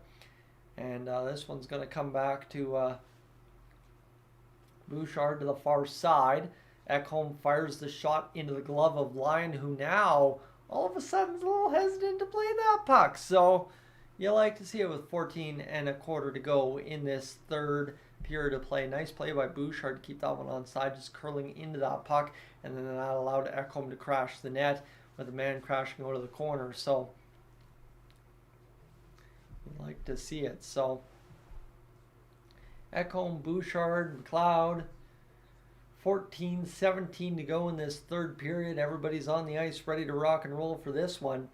And with third period face-off between McLeod and Kopp in the Red Wings zone, the waves going around Rogers Place right now. Oilers fans feeling comfy after our team gave us, of course, the old classic scare in that second period. Hopefully, no, they don't give us a scare the rest of the way home in this one, right? That's the big thing we got to think about, is the Oilers need to find a way to keep things rolling for the next 15-ish minutes here in this hockey game. I know we're kind of bleeding into that little last 15. We're already down to the last 14, in fact. So the Oilers got the wave going. They turn it over right in front. Kulak, good stick lift. Shot still gets off, but Stuart Skinner makes save number 28 for a plus 900 save percentage in this hockey game. Friends, welcome aboard to Dolynny TV. Thank you for being here tonight. Glad to have you this evening. I hope you're enjoying the live stream, the play-by-play, all that. Love to have you hit that subscribe button here on the channel as well if you're new. I know I want to say a big thank you to those of you that hit that subscribe button over the past little while and over the course of the history of the channel, simply because last week we achieved 15,000 subscribers here on Dolynny TV. That's a huge number, by the way, in terms of YouTube in my life. And how about 15,080 currently now sitting here on Dolynny TV as we continue along on the live stream tonight. So definitely, if you haven't already hit that subscribe button, I'd encourage you to do as such. And we'll continue to roll along this evening into now, where we can sit here and talk about watch time for a brief moment in the chat, as we are all the way up to 278 hours watched on the stream. So we should be able to bust about 315, 320 by the end of things, all told, all said here this evening. I appreciate, like I said, everybody being aboard. I just make sure I got to say that. And for those of you that can't chat with me on the chat because you don't have a YouTube account, you can't hit the subscribe button, you can't hit the like button, I appreciate you being here. Thank you for being the unsung heroes of every single live stream, right? There's a lot of you that I may never get to properly thank by saying a name on the chat or saying thank you that way. So for those of you that maybe every stream tune in without an account, can't like, can't subscribe, but you're here every stream, again, I really do appreciate that, because that's the little bit of take it for granted, right? It's the old, yeah, but nobody's chatting, nobody's subscribing, but you always seem to have 5 or 6 viewers, right? That's the old adage they used to tell you back in the day when you get started on YouTube or something, and it's very true. So just want to send a moment of appreciation that way. And with that, we're going to see some highlights of this Oilers hockey game so far on Sportsnet, and we're back underway just like that. Dylan Holloway, the big goal that got this one going here, is to the far side. Evander Kane flips up into the middle, picked up by Mata. 13:30 to go in this third period to play. 31-27. Shot to the middle. Where's that puck going? It's pinballing around. My eyes kind of just stopped working there for a minute. And to be honest with you as well, I won't have my glasses here for the foreseeable future. No hope of those correcting my vision like they normally do once or twice a week. They kind of got tore up in an accident here at the house a few days ago. So tough go, that's for sure. As this one comes on down low behind the net. Puck to the far side. Picked up by the Red Wings. 13 minutes to go. Flipped on the backhand by the Wings into the Oilers' far end boards. I think Larkin just ate his own stick up high. Draisaitl will try and play this one out across the line. Perron's onside now. He's going to go in to whistle the shot on net. He is blocked off by the Oilers' defense. Picking it up is Dylan Holloway, who much needed that goal. Same as Nugent Hopkins here in this third period, given the way their games against LA and Vegas went. So huge for the Oilers. Skinner outweights the man. Thankfully, no misplay in front of the net. And here's Darnell Nurse firing a shot. Lyon not beat on a far range shot that time, as Darnell Nurse just tried to stand in there and shoot it on him. And it's going to be picked off by Nugent Hopkins, as Jack would say, Ryan Knuckles Hopkins, who, friends, it doesn't happen often, but Nuge can throw him. 12-12 to go in this third period to play. Nuge now with the puck, that is. He will come down the winding wing, and Sherratt just stands tall, gets the glove pat from one Alex Lyon, and the Oilers could possibly win this hockey game 6-3 if we get a big-time goal, obviously, to change things here. So let's see what happens as Okay, Ferg, as you say, yeah, chance to start a 16-win streak. It is possible for the Oilers that happens. 12:05 to go in this third period. 32-28 the shots on goal for the Red Wings. And this one comes back to the point. Here's Dolynny flying the puck down low to Perry. And Oilers lost a stick or broke a stick or chipped a stick or something that's unplayable. And the Oilers back to the attack. Perry winning a battle. Poking towards the net. Sider takes exception. Perry's still got a hold of his stick. And there it is. So, Flipper, who are the goal scorers? That's a good question, my friends. It's been Nugent Hopkins, Hollywood, Cece. Oh, who else scored some goals? Oh, I don't know. Draisaitl. There was one other guy. He's got a 3-point night going, but I can't seem to think of it, you know? Big guy on the back end there with that big shot. It was a wrister this time. Mr. Evan Bouchard. He's having a pretty good game. And outside of that second period, I guess you could probably say not a bad defensive game either. As Gagne takes himself hard into the boards there, losing sight of the puck and losing the handle on the puck. Nice play by Vinny Desharnais to come up with that one. This one's been wild. You actually think about the goal scorers so far tonight. It's kind of crazy. Here's across the line. How about Brett Kulak driving in on the backhand, or sorry, Warren Foegele? I actually don't even know who's out there anymore. It's kind of all mixed up nowadays in this bottom six, the way the Oilers have been going. So this one be back down low for Mr. Ryan McLeod. Turnover there. Nasty one for the Oilers.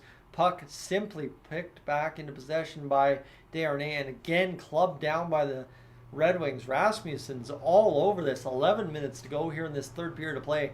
The Oilers have to bend, but they cannot break down the stretch in this third period. This has got to be a huge, huge victory for the Oilers in terms of 2 points and kind of what it means in the standings.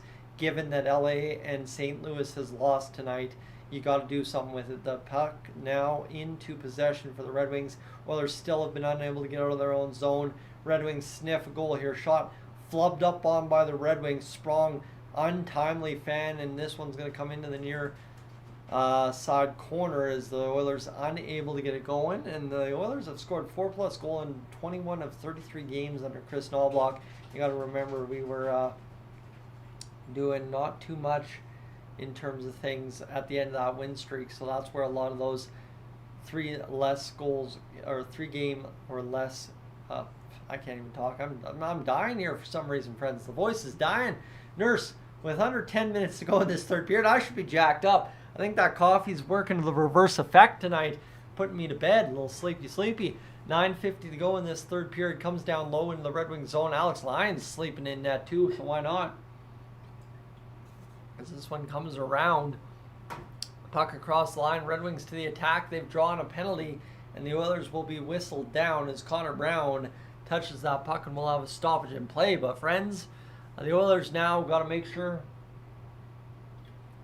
for the first time all game that they get a penalty kill here. The Oilers still without a power play tonight, but the Red Wings will get a power play as it's Evan Bouchard or somebody taking a penalty on that one.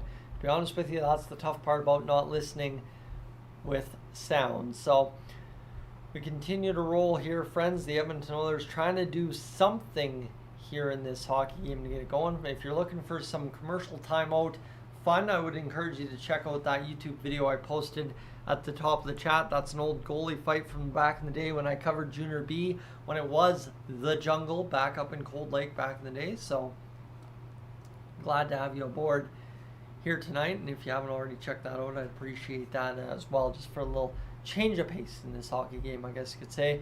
Dylan Holloway, Ryan Nugent-Hopkins, the 2 goal scorers here tonight. Connor McDavid, obviously a 4-point night. Bouchard, a 3-point night, and it's been a productive evening so far for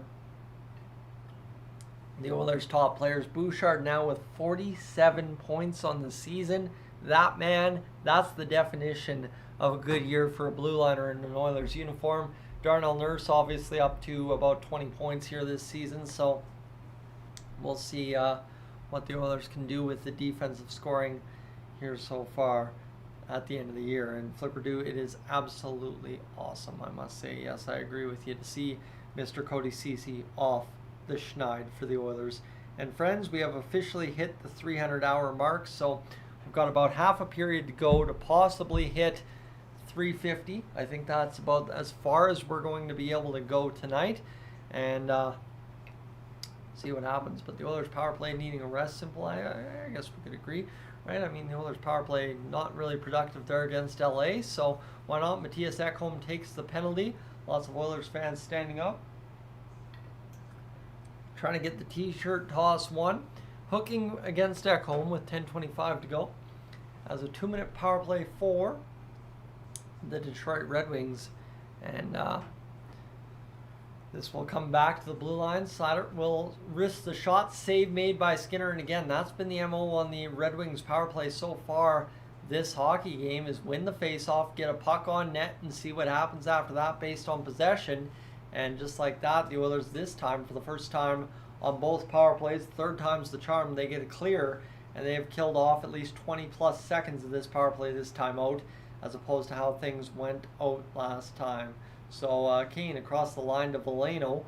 Minute 30 to go. The Oilers getting seamed here again, but Connor Brown's able to win a rebound and flip it back to the blue line as Darnell Nurse will get pushed off the puck. I mean, that was a weak play there by Nurse, but it is what it is. And back to the blue line. The Red Wings bouncing this one around. The shot. Glove save. Skinner, or at least he tried to make one. Thought he had snapped it up, and now McLeod will get the clear down the ice with a $1:05 to go, and Alex Lyon plays it up the middle, back down into the Red Wings zone. It goes for a brief moment. 55 seconds to go in this power play. Picked up now by Larkin. He'll fire the shot to the far side. It actually instead took a hop and dribbled onto Skinner, who will cover up with 50 seconds to go in this third period power play for the Red Wings. So the nice part is we're chewing up clock, we're eating things down. And for the Oilers, we're going to get somewhere here by the end of this hockey game by the looks of it. So, and now, yes, Gostisbehere's got this puck down low to Perron. 8:20 remains here in this third period to play. This is the big part. The Oilers chew up clock if they kill off this penalty here and the Red Wings don't score. Nice backhand into the Red Wings zone. It's going to kill off another 4, 5, 6, 7, 8, 9, 10, 11, 12, 13 seconds before the Red Wings busted across the line, and the Oilers will fire it into the Red Wings territory. And this is one of those that you can't even blame the penalty kill anymore. If we don't escape this just lazy finish-up effort by everybody involved, if the Red Wings score now, as this is 9 seconds to go and chopped out by Mr. Ryan McLeod, who has been absolutely fantastic here on this penalty kill. The penalty is now officially done. 7.5 minutes to go in this third period of play. 34-29, puck comes in front, and it's going to be picked up now by Zach Hyman. Zach Hyman will get this going here, and it comes back to the point here for the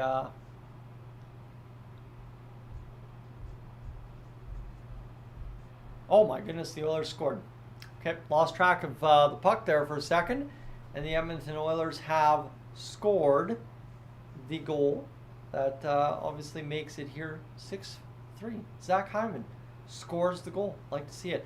Sorry, my friends, I was taking care of comments section there, and yeah, no, big time goal there right for the Oilers, as it just came in behind the net and ended up bad pass by the Red Wings player, ended up on the tape of Draisaitl, who fed it through, and Hyman just able to poke it, similar to that goal against Skinner earlier in the game, poke it through the 5-hole, and Alex Lyon flops on that puck. My apologies for the lack of anything there, but 7:05 to go here in this third period of play, and the Oilers have made it 6-3, so they've exploded for a crooked number in the goal column tonight. You like to see that.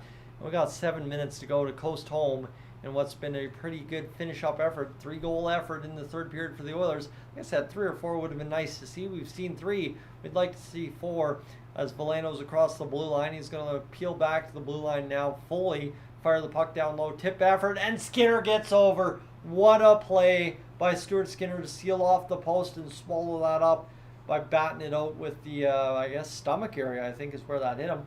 Puck now comes up to Dylan Hollywood there. Holloway, you know what's going on. If you remember last preseason. Comes back down low. Puck now to the near side. in onto the tape of Vinny Desharnais, picked up now by McDavid. McDavid spinning onto the tape. Kane chips it home, and the Edmonton Oilers have 4 goals in this third period of play. You'll love to see it. 7-3, 6:19 to go in this third period, and the Edmonton Oilers said enough's enough, let's play some hockey, and it is 7-3 just like that. It's taken all of about 13-14 minutes, and it is just like that a big time total for the Oilers. 7 in the goal column tonight. You'll love to see it.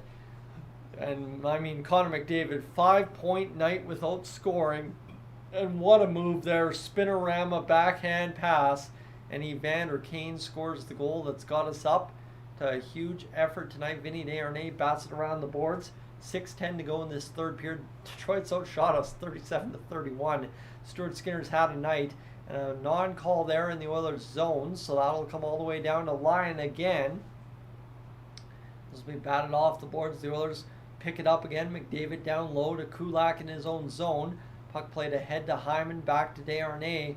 And this is where you just have to pretty much sell your soul offensively just to defend and keep them off the board the rest of the way home. Oilers don't look satisfied. Here's Connor Brown trying to get a goal now. He was cut out to the outside. This one comes back down now for Fogle. Down low to Brown, back to Fogle, to Derek Ryan, and back down as Alex Lyon comes out of the net. Connor Brown busting out of the slump here would be huge. This one comes across to Darnell Nurse. Nurse plays down, picked up by Brown, who's flying, and I think Connor Brown is going to play probably 3 of these last 6 minutes here if the Oilers have any idea of what they're doing, and I think Chris Knobloch does. This one comes around to the far side, picked up now by the Oilers in their own end. Stuart Skinner plays it off of his tape in behind Cody Ceci. Bad turnover, almost inbound, and now it is as they work it back to the point. Here's the chance for Sherratt, fired down low, tipped in front. David Perron scores. It's 7-4 for the Edmonton Oilers. Tough go. So, the Oilers definitely thought that they had something brewing in the offensive zone, and then just let the puck leak back the other way, and it's a nice tip play there by Perron. The big tipper, X Factor in front there, gets the goal, and I mean, hey, good on him. Glove side on Stuart Skinner, and Moose, that's good that you're still here. Glad everybody's still hanging out with me here tonight. We got to finish things off this evening. We got the 5.4 on the board, and we'll see if Ryan McLeod can get things going. 4:40 to go in this third period to play, friends. 38-31 the shots on goal as this comes back down low, and I think the post game is going to be pretty easy going tonight. About 2.5 minutes, about all I'm going to have to say about this hockey game. As Mr. Doom keep it 7-4. Well, again, who would have thought? But the way these two teams have played, the over/under was set at 5 by Bob Stauffer on the River Cree over/under line, and well, guess what? It's been interesting this hockey game, that's for sure. Skinner makes the save. I'm just hoping we can coast home, but the problem is now the Red Wings can, if they want to, on full zone possession, pull the goaltender and get things to be a little bit more interesting. The shot fired over top of the shoulder of Stuart Skinner, and this one comes back down low to Leon Draisaitl. He'll chip it out to center. The Red Wings have 3:52 to go, so if they can get a power play here, they may very well pull the goalie, as Corey Perry finding his first goal as an Oiler would be not a bad goal in this hockey game either. 3:40 remains here. Bouchard fires that shot. As I kind of started up on that one, I was going to say Perry, and then I realized it was Bouchard at the line. Tough go there. 3.5 remains here in this third period as it's flipped back into the neutral zone. And we'll see what happens here as this comes down low for Kane. Kane tries to chip that off as it comes to the near side now for Draisaitl. He tries to play it to the middle, and now the Red Wings Sprong tries to poke it through the middle. He can't do it. 3 minutes, 9 seconds remain, friends. I am gassed. It's, I don't know why it's been such a long day. I just sat around in the truck and drove. Eyes might be tired from staring into the snow all day, I guess you could say. A little flurry activity in Calgary today. 2:50 to go here in this third period to play. The Oilers just winding the clock down. This is the tough hockey to watch, right? When you've scored a crooked number and the Oilers can't seem to make solid plays to finish it out. up 3 as Nugent Hopkins on a point shot gathers the puck. He'll fire down low into the Oilers zone, but it's cut off, or Oilers offensive zone, cut off there by Hyman. He's still ragging the puck around the offensive end. 2.5 remains in the third period. Desharnais plays it down low to Nuge again. Oilers top line rolling with the third D pairing here on the ice. Nuge plays it down to himself, I guess. Plays it off now to McDavid. McDavid looking to fire the shot. He does pass in front. Nugent Hopkins on the doorstep. Pots the goal. It is 8-4 for the Oilers over the Red Wings. And I am sorry, what in the 1980 is going on here? Connor McDavid's got 6 assists, and the Oilers are beating the Red Wings 8-4. Again, what is going on? And Jack, I think that's a pretty fair comment. Wow. 8-4 for the Oilers, and Connor McDavid's got 6 assists, and it's just absolutely unreal, as I don't know what has happened here for the Red Wings. The Oilers, I mean, turn it on. It's again similar to what happens, right? The opponents will never say the Oilers did something bad. They'll say how good their team is, right? Generally speaking in the chat. And I think tonight, again, it would be one of those things of have the Red Wings been bad, or have the Oilers just been good? I don't know. I'll take it. We're scoring goals. Gio, I think tomorrow morning, I don't even want to approach that conversation. We'll just keep that like we did today until the end of the day, and we'll see where it's at the end of the day with hopefully 24 hours to go. The Oilers are trying to get 9 here. Warren Fogle was busting up the gut looking for number 9. 8-4 for the Oilers. This would have been a fun one to be at as an Oilers fan. 5 goals in the third period to 6 goals all told, but 5 goals to dummy the Red Wings. McDavid gets his 55th assist of the season, 6 assists in a hockey game for one Connor McDavid. And we got $1.20 remaining in this hockey game, friends. Thank you. I know most of you will start tuning out here in the next few moments, but thank you so much for being aboard for the ride here tonight. I will tell you, if you're new to the channel, please consider hitting that subscribe button before you tune out. Or if you're a returning guy and can hit it, definitely would appreciate that as well. The Oilers still pushing for number 9 here. McLeod to the front of the net. Of course, Alex Lyons, the guy who's got to wear this because Ville Husso's hurt and they don't feel like putting in the E-bug, but the Oilers still with 53 seconds to go, pushing for the offense.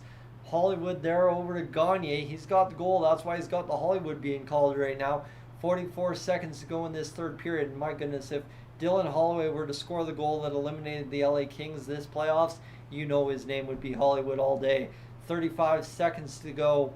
As the time winds down, the Oilers don't have to get down and mucky with the Red Wings. Only once to end that second period.